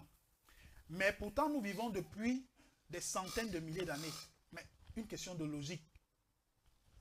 Comment un mec peut entrer dans un match qui a commencé À la mi-temps. à la mi-temps avec... Ce n'est même pas la mi-temps. Ça a commencé il y a des millions d'années, il y avait les règles du jeu vers la fin du match. Puisque si on suit, suivant la science, il nous reste environ 4 milliards d'années et la Terre, et on va assister à l'extinction de la Terre. Puisque le Soleil, la Terre tourne, vous savez que la Terre vit parce que le Soleil est là. Bien entendu. Parce que ces gens-ci ont l'impression que nous sommes les préférés de Dieu. L'humanité existe à cause de quelques éléments qui ne sont pas en dessous de nous. Qui vous dit que vous êtes plus enfant de Dieu que le Soleil, que l'eau, que l'air, etc. Donc, si en suivant les prévisions scientifiques, dans environ 4 milliards d'années, on va assister à l'extinction de la Terre. Vous voyez? Alors, comment ça va se passer? Ce gars qui viendra juger les vivants et les morts, là, il n'y aura plus la Terre. Ça ne tient pas, Niamsi. Il faut un minimum de culture. Ça ne tient pas. C'est ça donc la différence avec la croyance. Est-ce qu'il viendra juger seulement physiquement, même spirituellement, dans d'autres mondes, puisque si on n'est pas... et puis, je sors par là, je voudrais que tu n'aies pas posé la question. Oui, la question, en partie, tu as répondu, parce que c'était celle de savoir, je la pose quand même. Pardon, je veux sortir. Il a dit un truc important. Il faut que les téléspectateurs comprennent les nuances. Il a parlé du zodiaque, que les gens qui pratiquent la métaphysique, le zodiaque, ce n'est pas ça la religion. Ils ne considèrent pas ça comme la religion. Ni la révélation. C'est pas ce que j'ai dit. Vous pouvez préciser... Je parlais que les pyramides n'étaient pas la première Bible de Dieu. Je parle le zodiaque était aussi l'une des Bibles de Dieu avant les pyramides. Et les gens ont écrit, ils ont laissé dans les écrits, et ils ont les écrits qu'ils ont pris dans le zodiaque, ils ont écrit ça sur les manuscrits, et les sages qui étaient à l'époque aussi ont commencé à, ceux qui ont, quand le période des pyramides avait commencé, ils ont commencé à retransmettre dans les pyramides. Ça m'était en train de dire. Ok. Alors là, il vient de décoder un peu. Il vient de... Je ne suis pas en train de nier. Hein. Il vient de décoder un peu ce qu'est devenu le christianisme. Vous voyez? Parce que le christianisme est calqué sur les constellations. Le zodiaque. Parce que loin de la mythologie égyptienne à laquelle elle liait directement le christianisme à travers... parce que celui qu'ils appellent Jésus là, c'est Horus. Hein. Celui qu'ils appellent Judas, celui qui a trahi l'autre là. Jésus. Oui, c'est Typhon. Hein. Celui qu'ils appellent, qui est venu dire à Marie que Dieu viendra lui faire l'amour le soir là. L'ange Gabriel. Oui, c'est Thoth. Hein. Alors, tous ces gars, les gars se sont calqués, mais je ne parle pas du mythe, je te parle des constellations. Les 12 disciples de Jésus, ce sont les constellations. Et nous sommes en train d'entrer justement dans une nouvelle ère. Oui, dans une nouvelle ère qui est la constellation du Verseau. Lorsqu'ils disent dans leur livre que je suis la lumière qui éclaire le monde, c'est le soleil. Vous me verrez au plus haut des cieux, c'est le soleil, avec ma couronne d'épines. La couronne d'épines, ce sont les rayons du soleil. Et ces 12 disciples, ce sont les 12 constellations. Et même dans leur Bible, ils parlent expressément de 4 signes du zodiaque. Il y a le bélier, il y a le taureau, il y a le poisson qui est l'air de Jésus, et il y a le Verseau dans lequel nous sommes en train d'entrer. Donc il vient de le dire sans le dire. Mais ils ont donné des corps humains à des constellations, ils ont donné des histoires physiques à des mythes. Ils ont donné un corps humain à Dieu. C'est ça la version anthropomorphique de leur Dieu. Il y a même un verset de la Bible selon la compréhension qu'on en fait, parlant justement du Verseau, qui dit, lorsque les disciples de Jésus lui demandaient où aura lieu la prochaine Pâque. Où aura lieu la prochaine Pâque, Jésus leur a répondu en disant ceci: lorsque vous serez entrés dans la ville, vous rencontrerez un homme portant une cruche d'eau. Allez avec lui dans la maison où il rentrera. Et puis, lorsqu'on voit le signe du Verseau, justement, on voit un homme portant une cruche d'eau versant de l'eau. Bon, ça dépend de la compréhension qu'on en fait. Oui, ce qui m'amuse, c'est la façon dont mon copanéliste essaie d'interpréter, donner une interprétation des choses, c'est ça qui m'amuse. En fait, je veux dire ceci. Premièrement, Dieu est une personne. On a un acte 2, donc gardez vos cartouches. Ok, il dit Dieu est une personne. Abraham a mangé avec Dieu. Incroyable. Il a bu avec Dieu. Genèse 18 nous le dit. C'est un historien. Et non seulement ça, Jacob, son fils, a lutté avec Dieu. On a vu par exemple le Manoah, le papa de Samson. Il a recevoir Dieu. Dieu a eu des apparitions dans la Bible. Et pour la première fois, Dieu est devenu humain sur la terre vivante. Lorsque cette logos-là, cette théophanie-là, s'est fait chair, c'est dans la personne de Jésus-Christ. Jésus était la parole fait chair, comme dit dans Jean 1 chapitre 1 verset 1. Donc Dieu est devenu humain. Et voilà, maintenant, en ce qui concerne la pensée kamite, l'idéologie kamite, elle est née en Égypte. Or, il y avait d'autres peuples à cette époque-là qui eux aussi étaient des voisins. Il y a par exemple les Nubiens, par exemple, n'étaient pas des Kamites. Il y avait les Libyens. Il y avait par exemple les peuples du Sahara. Il y a les Sumériens, il y avait les Akkadiens. Il y avait les Babyloniens, les Cananéens, il y avait les Hébreux. Ils avaient aussi leur forme de religion. Le peuple. Voilà, leur peuple. Était-il des Noirs? Tous ces peuples-là étaient des Noirs. Ça contredit donc ce qu'il dit, parce qu'il dit que KMT, qui signifie exactement noir, et c'est justement pour vocaliser qu'on a mis les A, les E, les I et autres, ça a donné Kémite, Kamite et autres. Si ces Babyloniens, ces Libyens étaient dans des noirs, en quoi est-ce qu'ils n'étaient pas Kamites? C'est le terme que les Égyptiens appelaient les Égyptiens. Leur terre, parce que leur terre, la vallée du Nil, c'était une terre noire. Alors c'est devenu donc l'identité d'un peuple. Et non les habitants. Et non, voilà. Parce que il y avait d'autres peuples qui étaient des peuples noirs. À cette époque, il n'y avait pas seulement que des noirs égyptiens. Il y avait des Cananéens qui étaient des noirs. Les Akkadiens étaient des noirs. Les Sumériens étaient des noirs. Tous ces peuples-là. Et tous ces gens-là, ils avaient des cultures. Ils faisaient des cultes. Par exemple, les Nubiens avaient le culte, par exemple, d'Amon. Du taureau, par exemple, les pyramides, par exemple, de Méroc. Tout ça. De Méroé. Tous ces choses. Ils adoraient. Donc on ne peut pas dire que le kamitisme c'était la véritable, la seule religion. On n'a pas dit ça. Donc je sais pourquoi. Oui, je te relance, tu es historien, je te relance. Est-ce que quand on parle d'Égypte ici, il s'agit de l'Égypte géographiquement parlant? Et si oui, ça s'appelait justement Taméri, c'est-à-dire la terre bien-aimée. J'ose croire que lorsqu'on parle de l'Égypte antique, il s'agissait de l'Afrique subsaharienne. Donc, tout ce que tu citais de gauche à droite était également dans cette Afrique subsaharienne-là. Je voudrais dire que toute l'Afrique n'était pas Égypte à cette époque-là. Par exemple, la terre que tu avais donnée à Canaan, comme les gens, par exemple, l'île du Jubilé, ce sont eux qui étaient situés dans la zone de l'Afrique subsaharienne, au niveau du golfe de Guinée. Ça se trouvait Canaan antique. Je peux le prouver historiquement. Nous avons eu un débat ici avec toi. J'avais démontré ça ici, avec les cartes. Donc pour dire que, et s'il faut pas, et c'était des Noirs. Par exemple, du côté du Soudan et de Babylone, j'avais montré que Babylone c'était toute l'Afrique de l'Ouest, de l'Est. Babylone. Babylone c'était en Afrique de l'Est, ici là. Et aussi la Syrie, c'était j'avais montré avec des cartes antiques. Des cartes même qui dataient même d'avant Jésus. Bon, on voit ici là que, et quand on parle ici, il faut aller du côté du Moyen-Orient. Il y avait les Irakiens et tous les Akkadiens, la Syrie là-bas. Tout ça c'était des Noirs. C'est après qu'il a commencé à avoir le métissage. On peut le prouver historiquement parlant. Et il y avait les Hébreux qui étaient des Noirs. Il y avait les Hébreux qui étaient noirs parce que beaucoup pensent que les Hébreux c'était des Arabes, machin, chouette. Non. Jésus de la Bible était d'un temps basané, un noir comme nous autres. Mais le problème c'est quoi? Donc il a existé. Historiquement comme toi et moi. Historiquement comme toi et moi.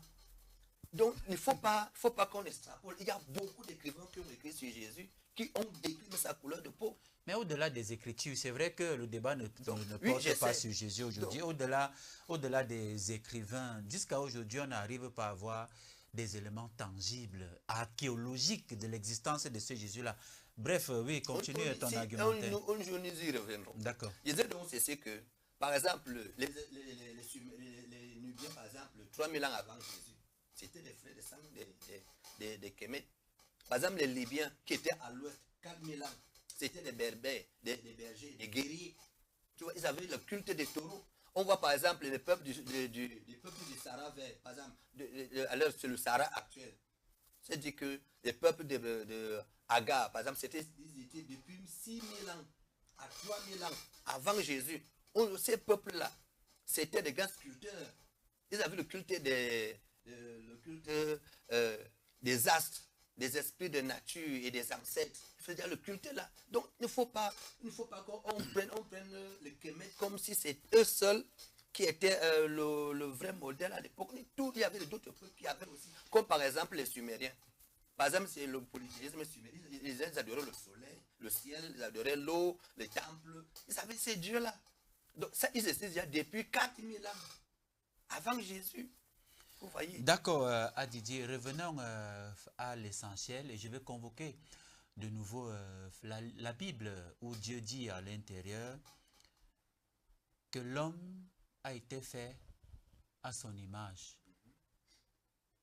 Bon, si je posais la question de savoir, les animaux dont tu as cité tout à l'heure sont faits à l'image de qui? Si on donnait la parole à ces animaux-là et que les animaux avaient la capacité de parler, encore que c'est le cas, il faut être initié pour comprendre le langage des animaux, mais pour le profane, l'animal dont on va dire qu'il est créé à l'image de qui? Est-ce que ce n'est pas une exclusivité de l'homme, comme le disait tantôt, de dire que Dieu l'a créé à son image à lui? Dieu a créé tout en 6 jours, s'il faut aller dans le temps concret, 6000 ans. Et la dernière créature que Dieu a faite, c'était l'homme. Et la Bible dit que Dieu trouva que c'était très bon. Ça veut dire que tout ce que Dieu a créé là, jusqu'au 5e jour, les animaux là, c'était bon. Vous voyez. Et Dieu a créé les animaux sans âme. Le problème de Dieu en créant les arbres, les étoiles, les animaux, c'était parce qu'il voulait arriver à l'option légitime qui était de créer l'homme semblable à lui. On ne peut donc pas comparer Dieu à un animal. Dieu a fait des choses de manière à ce que l'homme soit son semblable. C'est pourquoi Dieu a déposé en nous une partie de sa divinité. Et raison pour laquelle, quand Dieu vient sur la terre, il vient là où il y a la portion de sa divinité. Après la chute de l'homme, il y a eu une confusion, une cacophonie. Et c'est ce que nous observons depuis. Mais Dieu alors a fini par se tromper, puisque en voulant modeler le dernier être qui est l'homme à son image à lui, et se rend compte que le même homme là se rebelle. Est-ce que ce n'est pas contradictoire tout ça? L'homme ne s'est pas rebellé en tant que tel. La première chute de l'homme vient à cause d'une séduction. Ce n'était pas la rébellion. La deuxième fois où Caïn, la rébellion vient à partir de la semence du serpent. Lorsque une autre entité va aller séduire Ève, il y a maintenant un mélange de semences. Et c'est là donc l'esprit de la rébellion qui avait commencé dans l'esprit vient descendre sur la terre. Mais vous avez remarqué que la chute de l'homme, quand Dieu a détruit la terre pour la première fois, la Bible dit que les filles des hommes étaient tellement belles. Donc c'est un problème de séduction. Et quand nous regardons, pourquoi Dieu a détruit Sodome et Gomorrhe? À cause de la séduction. Pourquoi est-ce que les hommes n'ont pas eu la capacité de reconnaître même la présence physique de Jésus sur la terre? C'était toujours à cause de la séduction. Parce que quand deux concepts se rencontrent, une va chercher à écraser l'autre. Et vous avez remarqué, même au fil des âges, ça a toujours été la même chose. Comme le frère parlait tout à l'heure des guerres de croisade. C'est parce qu'il n'y a pas eu entente entre deux idéologies, automatiquement, ça a provoqué quoi? Ça a provoqué la guerre. Donc, s'il ne faut pas, moi je ne peux pas attribuer ça directement à la rébellion. Moi je trouve ici là que c'est une question de désobéissance. C'est une question de désobéissance. Quelqu'un qui a quitté sa place que Dieu lui a posée, de positionner en tant que fils de Dieu. Qu'est-ce qu'il fait? Il quitte sa place de fils de Dieu. Il se retrouve en train de vivre une vie qui n'est pas de sa nature. Automatiquement, qu'est-ce que ça va provoquer? Ça va provoquer la chute et Dieu sera bien s'éloigner. D'où donc le sujet que nous parlons aujourd'hui. Est-ce que la religion peut éloigner? Oui. Pourquoi? Parce que lorsque quelqu'un ne reste pas fidèle aux principes divins, qui sont par exemple la connaissance du véritable Dieu, ses lois et ses ordonnances, automatiquement Dieu s'éloigne. Même les kamites dont nous parlons, en vérité, si par exemple le groupe de marabout ou le grand prêtre dit par exemple que l'œuvre que je te donne ici là va poser ça quelque part, si tu casses ça, voici la conséquence. Il y a toujours une loi des conséquences à tout ce qu'on fait. Ça veut dire que si tu ne respectes pas telle conséquence va t'arriver. C'est la même chose parce que il faut, comme il a parlé tout à l'heure de l'équilibre, il y a toujours de l'équilibre dans tout ce que nous faisons. C'est-à-dire que la divinité qui est en toi, tu dois la protéger par une religion. Même lui aussi, son entité qu'il protège, lui aussi, il a besoin aussi d'une religion pour protéger ça. C'est dans ce sens-là que je voulais parler. D'accord, Asiati. Bon, d'abord, je suis toujours amusé quand j'écoute les hommes de Dieu. Lui également, quand il prend la parole, il dit qu'il est amusé. Bon, c'est pas lui seul qui m'amuse, hein. Tous m'amusent. En fait, c'est le système qui m'amuse. D'abord, ce n'est pas Dieu qui a créé l'homme à son image. Parce que de tout ce qui existe, donnez-moi une chose que Dieu a nommée. Tout ce qui existe, c'est l'homme qui a donné un nom à tout ce qui existe. Même Dieu, c'est l'homme qui a donné le nom à Dieu. Donc, ce n'est pas Dieu qui a créé l'homme à son image, c'est l'homme qui a créé Dieu à son image. Pourquoi? Parce que dans la religion, il faut qu'on ait une image de Dieu, il faut qu'on se représente un Dieu. Voilà un gars qui dit que Dieu est un homme. Normalement, qu'il a lutté. Mais c'est écrit dans la Bible, il a bagarré avec Jacob, Jacob l'a tabassé. C'est écrit dans la Bible, ils se sont enroulés au sol, il a cassé une côte à Jacob. Dieu. Oui, Dieu. Il a cassé une côte à Jacob, ils se sont enroulés. Jacob a eu raison de lui, et puis il lui a dit, bénis-moi. Il a dit, ok, tu as gagné, je te bénis. Dieu. Dieu. C'est pour ça qu'il dit que le Dieu là me fait rire. Donc, ces gars-ci ont fabriqué un Dieu à leur image. Et voilà comment ça se présente. En fait, ne pouvons pas imaginer, parce que je vous assure, si les gars s'ils veulent chercher à comprendre la dimension de ce qu'ils appellent Dieu là, ils vont cesser de se comparer à lui, de dire qu'il est venu abuser d'une femme qui dormait. Il lui a fait... Niamsi, l'univers est immensément vaste. C'est-à-dire qu'à l'échelle de l'univers, on ne voit plus la Terre. Même seulement, le Soleil à 150 millions de kilomètres de nous. Étant au Soleil, on ne voit plus la Terre. C'est un point. Maintenant, à l'échelle de notre galaxie, de la Voie lactée, la Terre disparaît, même le Soleil, on ne le voit plus. Maintenant, quand tu vas aller... Ça dit que c'est infini. Dans tout le grand système solaire. Je dis, je suis encore seulement dans la Voie lactée. La Terre est un point. Maintenant, l'humain qui est sur la Terre, même le virus est plus grand que lui. On te dit donc que à côté, il y a Andromède et il y a des milliards de galaxies. C'est-à-dire que même à travers toute la technologie, l'humain est quand même arrivé à un niveau qu'il a appelé l'univers observable. Il ne peut pas aller au-delà. Tu imagines l'énergie derrière tout ça. Viens sur le point qu'est la Terre pour abuser d'une femme, créer des religions, faire des... Mais il a le temps pour ça. C'est pour ça que nous disons que les chrétiens... Tu sais, Niamsi, il y a une maladie... Pour que la parole s'accomplisse ça. Il y a une maladie qui s'appelle la paraphrénie. Tous les chrétiens sont malades. Et moi, je pense qu'un procureur sérieux doit commencer à interpeller les témoins de Jéhovah. Parce que, Niamsi, quand quelqu'un assume qu'il est témoin de Jéhovah, on doit l'interpeller. Il doit répondre de tous les crimes que Jéhovah a commis. Parce que ce Jéhovah qu'il évoque, je ne parle pas de Dieu. Je nuance toujours. Je parle de Jéhovah parce que ce n'est pas Dieu ça. C'est les hommes qui ont fabriqué un Dieu. Quand je dis que l'homme a fabriqué Dieu à son image, regardez Mohamed. Quand vous le voyez, il ressemble à qui sur la terre? Il ressemble aux Arabes. Quand vous regardez Jésus, il ressemble aux Occidentaux. Quand vous regardez Krishna, il ressemble aux Indiens. Il ressemble aux Indiens. Bouddha ressemble aux Indiens et aux Chinois. Donc c'est chaque homme qui fabrique un avatar et veut l'imposer au reste du monde. Mais en fait, c'est son hégémonie qu'il essaie d'imposer. Parce qu'en fait, Dieu n'a pas de... Ce qu'on appelle Dieu là, ça n'a pas de religion. Je n'ai pas dit celui qu'on appelle. Parce qu'une chose est beaucoup plus mystérieuse qu'un être humain. Si quelqu'un arrive là en courant, il fuit. Et on lui demande, tu fuis qui? Ou bien tu fuis quoi? Qu'est-ce qui fait plus peur? Tu fuis quoi? Parce que qui, c'est un homme, on peut le neutraliser. Mais quoi? Tu fuis quoi? Donc Dieu n'est pas qui? Donc ce qu'on appelle Dieu là est bien plus grand que ce qu'il décrit dans la Bible. Là, Dieu s'est fâché, il a aimé l'un, il a détesté Ésaü. C'est un Dieu qui est... Non, c'est pas ça Dieu. Niamsi, le monsieur s'y a dit quelque chose de grave. Dieu a créé les animaux sans âme. Soit. Mais quand tu dis ça, tu dois cesser d'être chrétien. Parce que c'est un pape de l'église catholique qui a décidé que nous les Noirs sommes des infidèles sans âme. Et il a donné quitus au roi du Portugal pour nous esclavagiser. Dans la Bible papale, c'est ce qu'il précise. Le Noir est un être sans âme, semblable à des animaux. C'était le 8 janvier 1454, où il signe la Bible papale pour que nous, là, les Noirs qui sont devenus chrétiens, là, on soit esclavagisé. C'est comme ça qu'on commence à être déporté. La Bulle Romanos Pontifex Oui. qu'on peut retrouver justement sur C'est comme ça qu'on commence à être à déporté. travers Internet. Et on a cessé d'être asiatique. On est devenu Walter. Moi, aujourd'hui, je refuse qu'on m'appelle par ce nom d'esclave là. Je veux mon identité.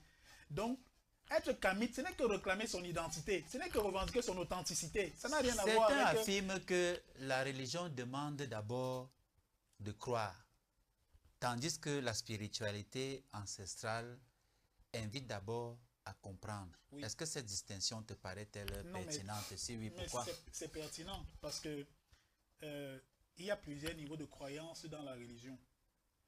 Ils ont le baptême, ils ont la communion, ils ont la confirmation. Jusqu'au mariage. Oui, c'est à des niveaux de croyance. Et puis, ils ont le mariage religieux qui était supposé à une époque, lorsqu'on se mariait à l'église, on ne divorçait plus parce que c'était scellé devant Dieu. Mais aujourd'hui, les gars se marient à l'église, aujourd'hui, ils divorcent demain. Vous voyez? La croyance signifie, croire signifie qu'on puisse en douter. Un cas simple, Niamsi. J'ai un ami qui s'appelle Mboussi. Mboussi, il a gagné 30 milliards hier dans un jeu de hasard. Au point où nous en sommes. Tu peux me croire, non? Il y a aucun, tu vas me croire sur la base du rapport que tu as avec moi et de la confiance que tu peux, tu vois. Pourtant, je suis en train de mentir. Mboussi n'a pas gagné ça. C'est ça la croyance. On te dit, si je te dis que un gars qu'on connaît est un voleur, tu le connais pas, moi je le connais, il dit j'ai un ami qui est en prison, tu me crois. Pourtant, la connaissance repose sur des éléments. Lorsqu'on dit... La croyance aux ancêtres n'était pas une croyance? Non, la croyance, le retour aux ancêtres n'est pas une croyance. Parce que tu ne crois pas que tu es Niamsi, tu sais que tu es Niamsi. Tu ne crois pas que ton père est ton père. Ce n'est pas une croyance. Lorsqu'on invoque les ancêtres, on se parle à soi-même et on se connaît. C'est pour ça que je dis que la religion t'amène à chercher Dieu en dehors de toi. Pourtant, la spiritualité t'amène à rencontrer ton moi supérieur, que les autres vont appeler Dieu, la conscience supérieure. Tu vois? Donc, nous ne sommes pas des croyants. La croyance signifie qu'on puisse en douter. La connaissance signifie qu'on va... Et j'ai donné les termes. L'initiation, c'est la démarche scientifique. Parce que même les médecins, pour être médecin, ils vont s'initier pendant 7 ans. C'est pas la croyance. Si un médecin fondait son savoir sur la croyance, les gars mourraient à l'hôpital tous les jours. Le médecin maîtrise ce qu'il va faire pendant 7 ans. Le prêtre qui va faire le séminaire, il sait qu'il vient mentir. On le fait pendant 7 ans pour venir mentir et détourner les esprits. On l'initie au mensonge. C'est pour ça d'ailleurs qu'il parle lentement. Vous savez que les prêtres, pour bien mentir, ils parlent, vous savez mon fils. Mais ceux-ci, eux, ils parlent plus fort parce qu'ils ont envie de sortir du cocon des prêtres là pour avoir plus de clients. C'est pour ça qu'ils grondent même Dieu. Ils donnent des ordres à Dieu, les pasteurs. pas les fidèles, les clients. Mais on dit fidèles clients, non? Les pasteurs grondent Dieu, Niamsi. Ils disent, Seigneur, je t'ordonne, délivre. Ils donnent des ordres à Dieu. C'est normal donc qu'ils considèrent que Dieu est un humain. Adidi, selon toi, la multiplication des confessions chrétiennes est-elle le signe d'une richesse spirituelle ou relève-t-elle tout simplement des difficultés des hommes à préserver l'unité du message religieux? Permettez, avant de répondre à cette question, je voulais d'abord relever une petite nuance par rapport à la vision kamite que Asiatique? oui, M. Asiati vient de présenter là. Je vais d'abord dire que la vision kémite, par exemple, africaine et traditionnelle, pour moi, je trouve que peut-être qu'ils ne maîtrisent pas très bien cela. Par exemple, la vision kamite, par exemple, montre que Dieu est dans tout. On voit un peu dans la nature, les fleurs, les arbres, tout. C'est un peu ça la vision. Et que, par exemple, Amon est dans l'air. On voit un peu. Appuie est peut-être dans le Nil. On voit un peu l'homme, par exemple, sur le plan, par exemple, l'homme, par exemple, est une partie de Dieu. Ton cas, par exemple, vient du ciel. Le pharaon, par exemple, est fils de Ré. C'est ça, non? Avant de continuer, les plantes dont tu cites, Pour dire que Dieu est dans la nature. vivent, Dans non? tout.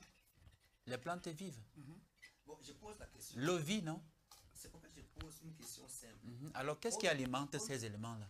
C'est qu'il y a une force qui est dans toute cette nature-là. Vous voyez. Et cette force-là ne peut pas être considérée comme Dieu. un... Voilà. C'est Dieu, mais ce n'est pas l'humain. C'est ça le problème. Par contre, dans son développement, il montre que Dieu, c'est l'homme. Non. Dieu est dans tout, même dans l'homme. Donc l'homme est dans la nature, l'homme est la Donc tu nature. montres que l'homme est une portion Tout à de la fait. divinité. D'un micro dans un macro. Ok. Bon, maintenant, par contre, chez le religieux, le croyant, dont je suis, pour moi, la vision, c'est qu'il y a un être suprême Qui est au ciel. qui est au ciel et qui est dans mon cœur. Et je suis l'un de ses fils. Et maintenant, s'il doit l'atteindre, il y a quoi?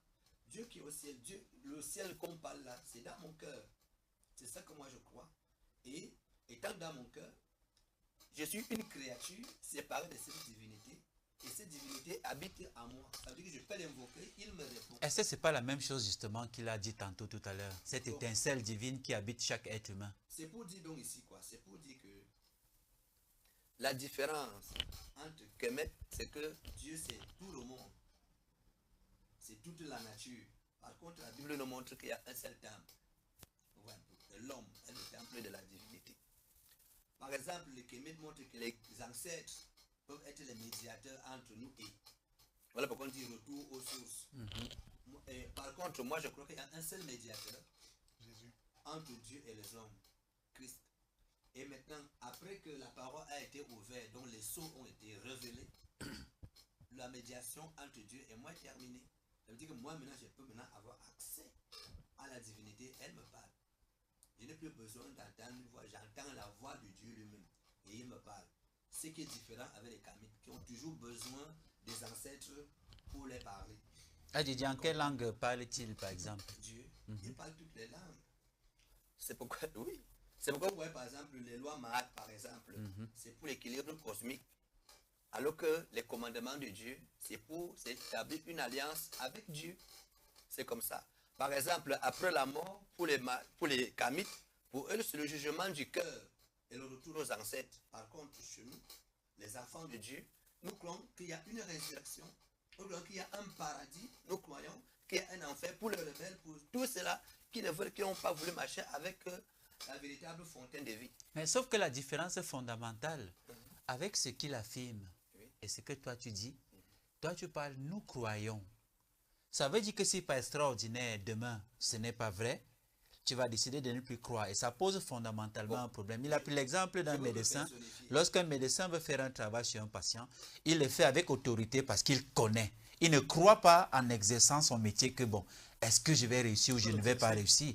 C'est la différence fondamentale entre les thèmes, les concepts, croyances là. Oui, c'est vrai. Quand je m'exprime, je représente le corps des chrétiens.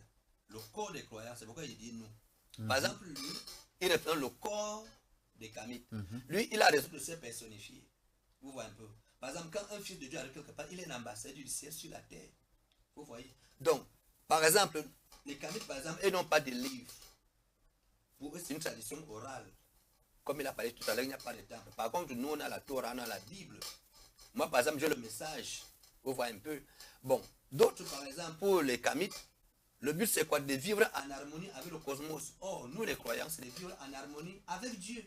Vous voyez un peu. Ce qui est complètement différent avec ce que prônent les Kamites. Par exemple, les Kamites, ils peuvent, par exemple, qui n'existe pas de Dieu, qui fonde ça, qui fonde une personne. L'homme est lui-même son propre Dieu qui se crée lui-même. Voilà pourquoi il a parlé tout de suite que l'homme crée un Dieu en fonction de la société. Non, Didier, je vais relever encore une contradiction. Lorsque tu dis que chez les Kamites, par exemple, l'homme parle du cosmos, il croit au cosmos, et que toi tu parles plutôt d'aller à Dieu directement.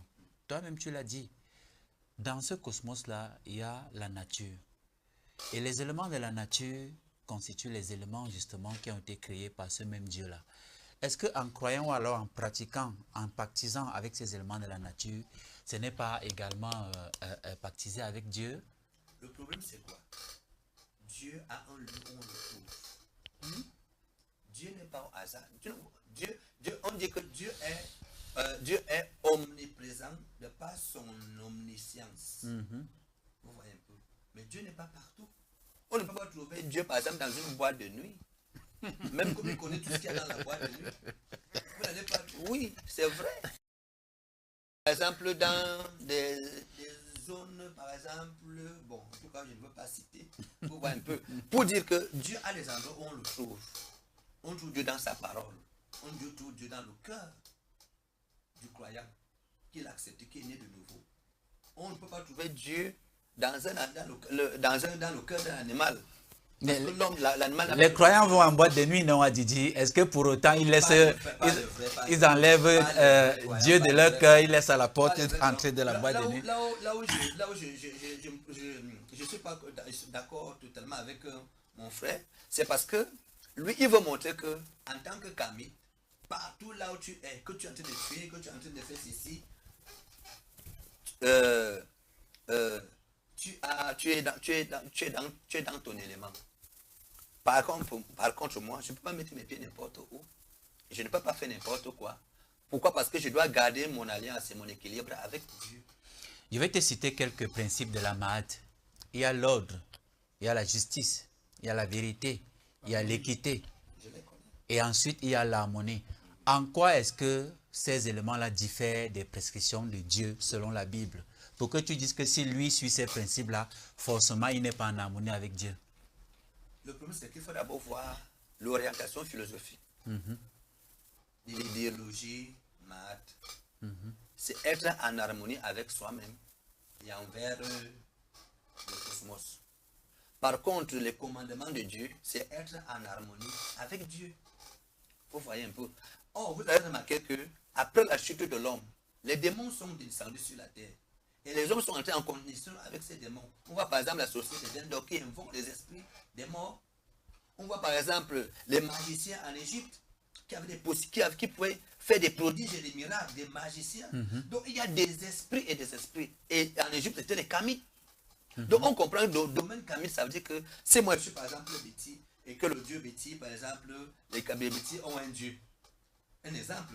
Vous voyez un peu. Alors nous allons adorer. Le Bamileke a son dieu et ses dieux avec ses machins. Les crânes. Vous voyez un peu. Alors on n'a plus unicité de Dieu. Oh, ici on parle de l'unicité de Dieu. C'est de ça que moi je parle. Par exemple, les Hébreux, ils ont un dieu, Zamba. Vous voyez un peu. Les Hébreux. Les Hébreux, je parle des enfants d'Israël. Le dieu d'Abraham, le dieu d'Isaac, le dieu de Jacob. Par contre, les Kamites, ils ont plusieurs dieux. Voilà pourquoi j'avais parlé ici quand je discutais avec une fois avec eux. J'avais parlé du polythéisme. Vous voyez un peu. Donc, le kamitisme est fondé sur le polythéisme, plusieurs divinités. Vous voyez un peu. Par contre, notre foi est basée sur une seule divinité et nous dépendons tous de cette divinité. D'accord. Bientôt, nous allons sortir pour ce premier acte. Le deuxième sera davantage enrichissant parce qu'on va entrer en profondeur. Avant que je n'oublie, je voudrais vite revenir sur sa sortie-là. Je précise encore que être kamite, ce n'est pas une religion. Mais si vous parlez de l'animisme, elle n'est pas fondée sur plusieurs dieux. C'est que ce que vous appelez Dieu a plusieurs manifestations. C'est pour ça qu'on parle du divin, on ne parle pas de Dieu. Et ça a plusieurs manifestations. Vous voyez, lorsque quelqu'un se fait mal au pied, c'est le pied qui a eu mal, mais c'est tout le corps qui souffre. C'est pour ça que dans l'idéologie des spiritualités africaines, lorsque vous coupez un arbre, vous déséquilibrez la nature. Lorsqu'on manque, on déséquilibre la société. Donc mon action entraîne des conséquences sur l'ensemble. C'est pour ça que nous sommes un ensemble de détails qui constituent le tout. C'est pour ça qu'on dit que Dieu se manifeste dans la diversité. Et c'est l'ensemble du pied, de la main, du cœur, du oreille, de la tête qui forme l'unicité du corps humain. Donc si on part du principe que Dieu c'est le corps humain et que tous les organes parlent, le doigt va donc dire que je suis une partie de Dieu. L'autel va dire je suis une partie de Dieu, etc. etc. C'est ça l'humanité et c'est ça la création, tout ce qui existe. C'est pour ça que si moi j'ai mal et que je peux prendre une écorce d'arbre et puis elle me soigne, pourquoi est-ce que je ne vais pas dire que c'est Dieu qui m'a soigné? Pourquoi est-ce que je dois considérer que pour que Dieu me soigne, il faut que j'entende sa voix qui me parle? Je ne sais pas quelle est la voix de ce mec-là, mais je dis, la conception chrétienne de la disponibilité de Dieu dans un lieu précis qui s'appelle le ciel est biaisée, elle est fausse. Parce que est-ce que vous savez que là où nous sommes au ciel? La terre est dans le ciel, non? Il n'y a pas un endroit qui s'appelle le ciel où on n'avions pas allé se poser. Nous sommes dans l'espace. Si vous êtes sur la Lune, vous voyez aussi la Terre dans l'espace comme on voit la Lune là. Nous sommes dans le cosmos. Il n'y a pas un autre endroit qui s'appelle le ciel où on peut venir. S'il y avait un endroit qui s'appelait ciel, où une fusée pouvait se poser, je vous garantis que les Occidentaux seraient déjà allés se poser là pour déloger Dieu. Et ils se seraient assis pour régner et diriger. Dieu, ce qu'on appelle Dieu se trouve dans toute sa création. Encore qu'on est même parti du principe que Dieu n'a pas créé. Parce que quand tu crées, ça signifie que tu es en dehors. Cette maison a été créée. Et celui qui l'a créée, l'architecte et les maçons, sont dehors. Ils ne sont pas là. Ils ont créé la maison, elle est là. Pourtant, quelque chose qui est généré, c'est que c'est toi. Donc Dieu génère, il ne crée pas. Je ne sais pas si vous voyez la nuance. J'ai créé ce truc-ci, et voilà ça, je suis là. Je ne suis pas dans ça. Pourtant, j'ai généré mes enfants, et je suis dans eux. Vous voyez la nuance? Donc, tout ce que Dieu a donc généré, qui se trouve à l'intérieur, les arbres, l'eau, c'est pour ça d'ailleurs que... Et puis, je ne sais pas pourquoi vous associez toujours à la spiritualité, aux spiritualités africaines. Quand vous parlez de ça, vous parlez des marabouts, etc. C'est pas ça, la spiritualité africaine. Tu peux observer une spiritualité où tu n'es jamais allé voir quelqu'un. Parce que tu te parles... Moi, si je vous parle des expériences, bon, c'est peut-être pas le lieu, mais je veux dire qu'on n'a pas besoin de voir les marabouts, on n'en connaît pas. Et je vous garantis que les marabouts d'hier, c'est eux qui sont devenus les pasteurs aujourd'hui. Hein. Parce qu'ils ont vu que les gens croient maintenant que c'est Jésus qui pourvoit, alors ils ont changé d'étoffe. Les marabouts sont devenus les pasteurs, parce que c'est les mêmes gens, blanc, bonnet, bonnet, blanc. Mais notre vision de ce qu'on appelle Dieu, c'est vous, c'est moi. Dieu est dans la diversité, et c'est la diversité qui fait la totalité. C'est pour ça que la spiritualité n'exclut pas, elle inclut. Ce sont les religions qui disent, soit aujourd'hui vous ne pouvez pas épouser une femme musulmane, ou alors un homme musulman, s'il épouse une femme musulmane, elle doit faire quoi? Elle doit se convertir à l'islam. Et même entre vous, les chrétiens, un gars d'une église de réveil, s'il veut épouser une fille catholique, elle va se convertir à son église de réveil pour, je sais pas moi, pour honorer son pasteur. Vous voyez? Donc, dire que la religion, et lui, il dit toujours la religion peut diviser. Il faut enlever peu. La religion a pour vocation d'exclure ceux qui ne pensent pas comme le clergé a voulu. La religion exclut, elle ne peut pas exclure. Quand vous êtes religieux, remarquez que lui, c'est parce qu'il est un berger qu'on est en train de débattre là. Les brebis chrétiennes ne discutent pas. Tu es en train de blasphémer et le gars t'abandonne, il dit que il marche avec toi. Les pasteurs discutent parce qu'ils connaissent la vérité. Lui là, il sait que dans le business du pastorat là, c'est uniquement pour faire l'argent. Les pasteurs, c'est des hommes d'affaires qui sont de plus en plus puissants parce que plus ta communauté grandit, ils font déjà le marketing. Dis-moi, donc si on retire l'argent de l'église... Il y a 30 ans, est-ce que l'église communiquait? Non. Mais aujourd'hui, les gars, ils sont devenus plus que les entreprises commerciales. Des supports. Ils font les affiches publicitaires, ils font les spots. Ils ont une cellule de communication dans leur église, une cellule marketing pour chercher, les pour chaînes prospecter. De radio et ils de ont les télévision. chaînes de radio pour prospecter et trouver les clients. C'est des hommes d'affaires. Adidi, la dernière question pour aujourd'hui, parce qu'on a commencé par toi. Alors, dans un monde où beaucoup de personnes se disent spirituelles, mais non religieuses, alors penses-tu que la religion conserve encore un rôle indispensable pour guider l'humanité? La religion étant entendue ici comme une construction et la spiritualité étant entendue comme une expérience, un vécu. C'est comme je l'ai dit tout à l'heure que la religion c'est une couverture, c'est une protection. Par exemple, montre à ton enfant comment il a tous les privilèges. Tu peux prononcer la parole, la chose se manifeste, tu peux. Ça c'est la spiritualité. Exactement comme il écrit. Mais vous allez remarquer que si cet enfant-là n'est pas encadré, cet enfant-là va chuter. C'est la raison pour laquelle vous remarquez, il dit, montre à l'enfant le droit chemin, afin de devenir grand, il ne se détourne pas. Par exemple, tu peux instruire ton enfant à l'école, tu peux instruire ton enfant à la maison. Mais si tu veux que ton enfant ait un meilleur cadre, il faut que tu le mettes dans une école. Donc l'école ici est considérée comme la religion. Vous voyez un peu. Et les enseignements qu'on donne à l'enfant à l'école est considéré comme la spiritualité. Donc, les deux évoluent ensemble. L'un est là pour encadrer, pour orienter, pour guider l'autre. Donc on ne peut pas se séparer de la religion. La religion ici, là, c'est quelque chose de très important. La jeunesse d'aujourd'hui a besoin de la religion. Premièrement, la religion d'abord, premièrement, c'est pour un repère clair au niveau de la famille, aussi pour la transmission même. Pour voir un peu. Par exemple, pour transmettre les enseignements au fil des générations, il a fallu la religion. Il a fallu une communauté. Il a fallu des gens qui puissent être là pour enseigner les autres la chose.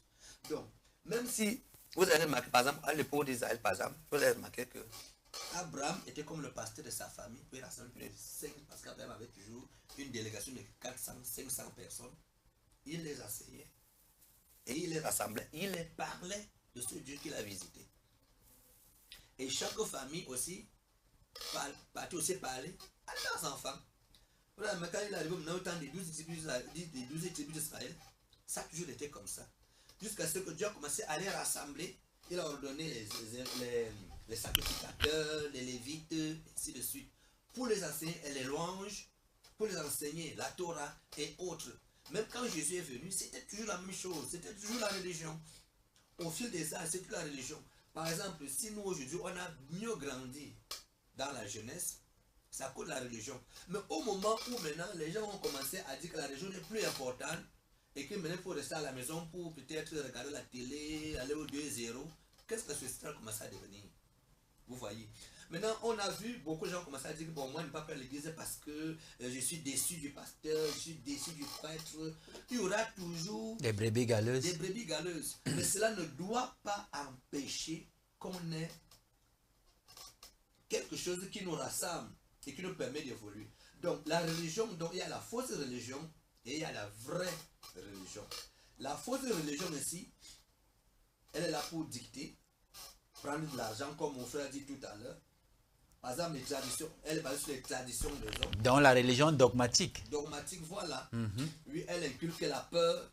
Par exemple, la vraie religion amène l'homme à Dieu, pour voir un peu, et met une véritable connexion entre l'homme et son Dieu, entre l'homme et son frère. Ça prône l'amour divin. Par exemple, si tu es malade et que tu es dans ta maison et que tu n'es pas dans une communauté, comment tu vas te soigner? Tu seras obligé de mourir dans ta chambre. Mais si tu avais une communauté, les gens allaient t'aimer, ils allaient prier pour toi, ils vont te soutenir, ils vont même cotiser de l'argent pour t'aider à te soigner, ainsi de suite. Donc, la vraie religion va t'enseigner la parole de Dieu et te faire entrer dans l'esprit de Dieu. La vraie religion va t'amener à aimer, à pratiquer la justice. Vous voyez. Et c'est là où peut-être, sur le cadre social, les 42 lois de la marque entrent. Par contre, toute la Bible a plus de 613 commandements, vous voyez, qui se résument dans que 2. Ce n'est plus 10.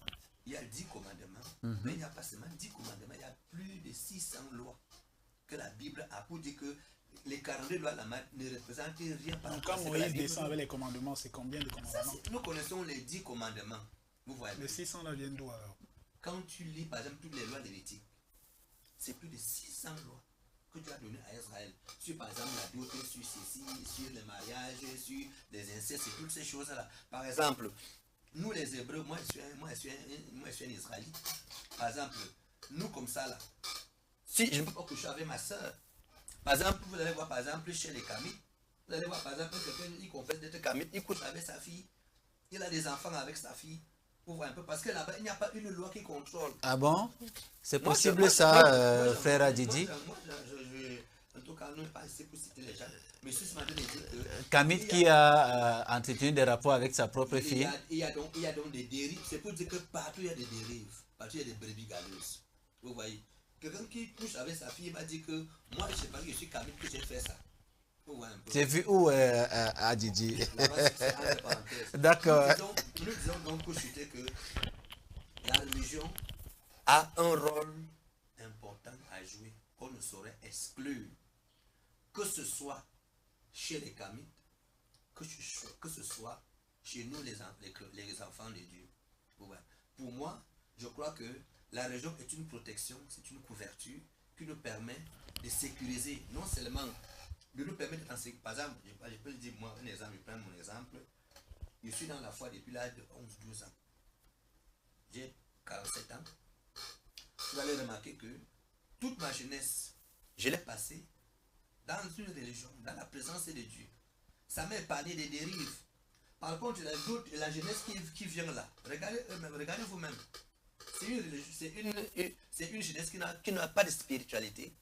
C'est une jeunesse qui n'a ni loi ni foi. Qui a démissionné de la religion. Voilà, c'est le voyoutisme, c'est les stupéfiants. Et tout ce que nous connaissons. Voilà, tout ça parce qu'on les a montré que la religion n'est pas bien. Oh, le pasteur a fait, le prêtre a fait. Cette vision des choses n'est pas bien. On en reparlera, Asiati, toi également, la dernière question pour cet acte 1. Peut-être que tu vas les combiner pour répondre à tes préoccupations. Si tu devais résumer en une seule idée la différence essentielle entre une religion et la véritable spiritualité, quel message souhaiterais-tu transmettre à la jeunesse africaine aujourd'hui? Bonne question. Avant, mon frère s'y a dit que lui, il est israélite. Bon Dieu. Ça dit que je ne sais pas.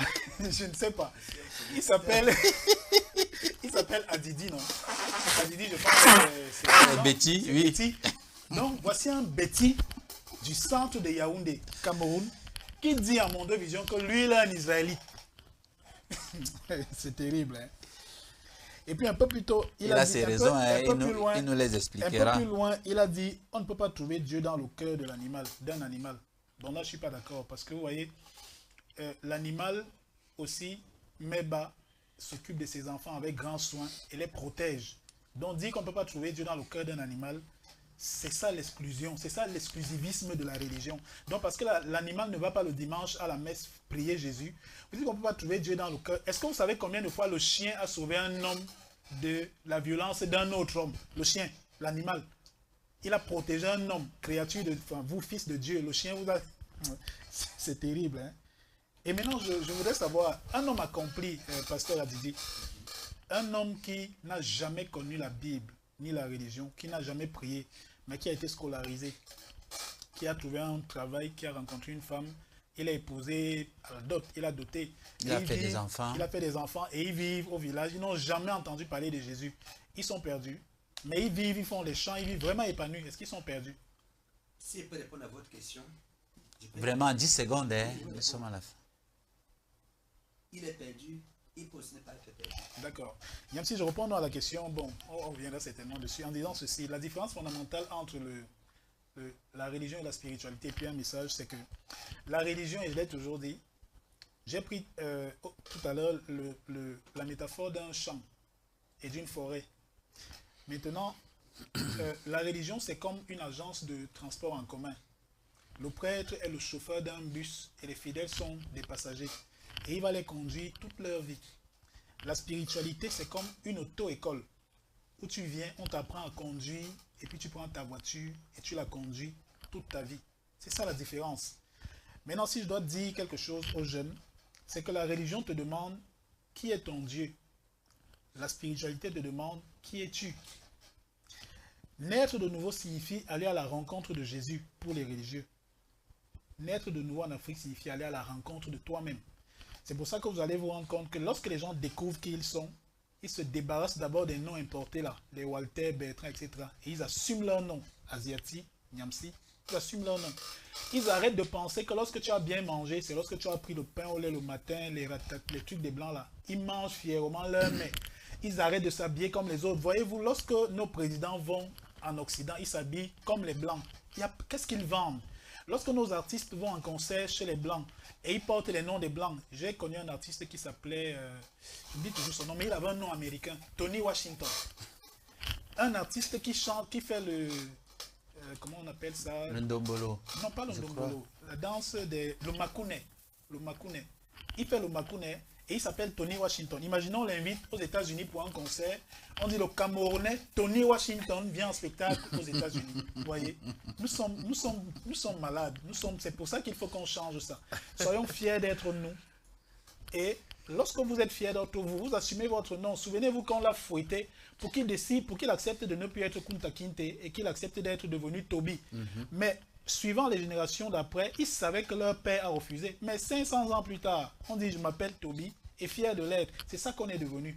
On doit se débarrasser de toutes ces impositions occidentales et redevenir nous, revêtir notre authenticité.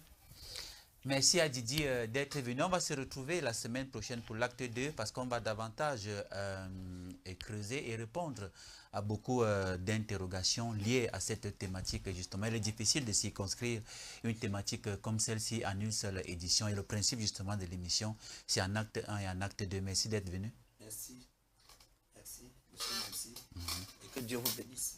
Merci Asiati. Merci Nyamsi. Merci d'être venu. Je t'en prie. Nous arrivons au thème de ce premier acte du tribunal de Mahat. Nos sincères remerciements à nos deux contradicteurs, Adjidji et Kamit Asiati, premièrement pour la disponibilité, la qualité de leurs analyses et la rigueur avec laquelle ils ont défendu leurs convictions. Au-delà des divergences, ils nous ont offert un véritable exercice de réflexion. Comme toujours au tribunal de Mahat, il ne nous appartient pas de désigner un vainqueur. Le seul juge, c'est vous, le public.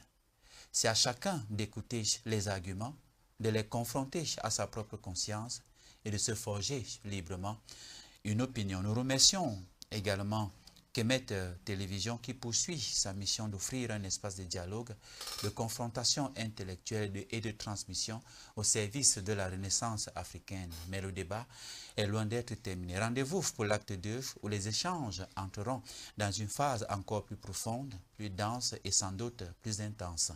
Les grandes questions qui restent en suspense y seront abordées sans détour. D'ici là, portez-vous bien, restez passionnés par la connaissance et n'oubliez jamais que la vérité ne se craint pas, elle se cherche, elle se questionne et elle se construit dans le dialogue. Au TEP à tous et à tous. Et à très bientôt pour l'acte 2 du tribunal de Mahat, toujours sur les antennes de Kemet Télévision et toujours avec le même plaisir.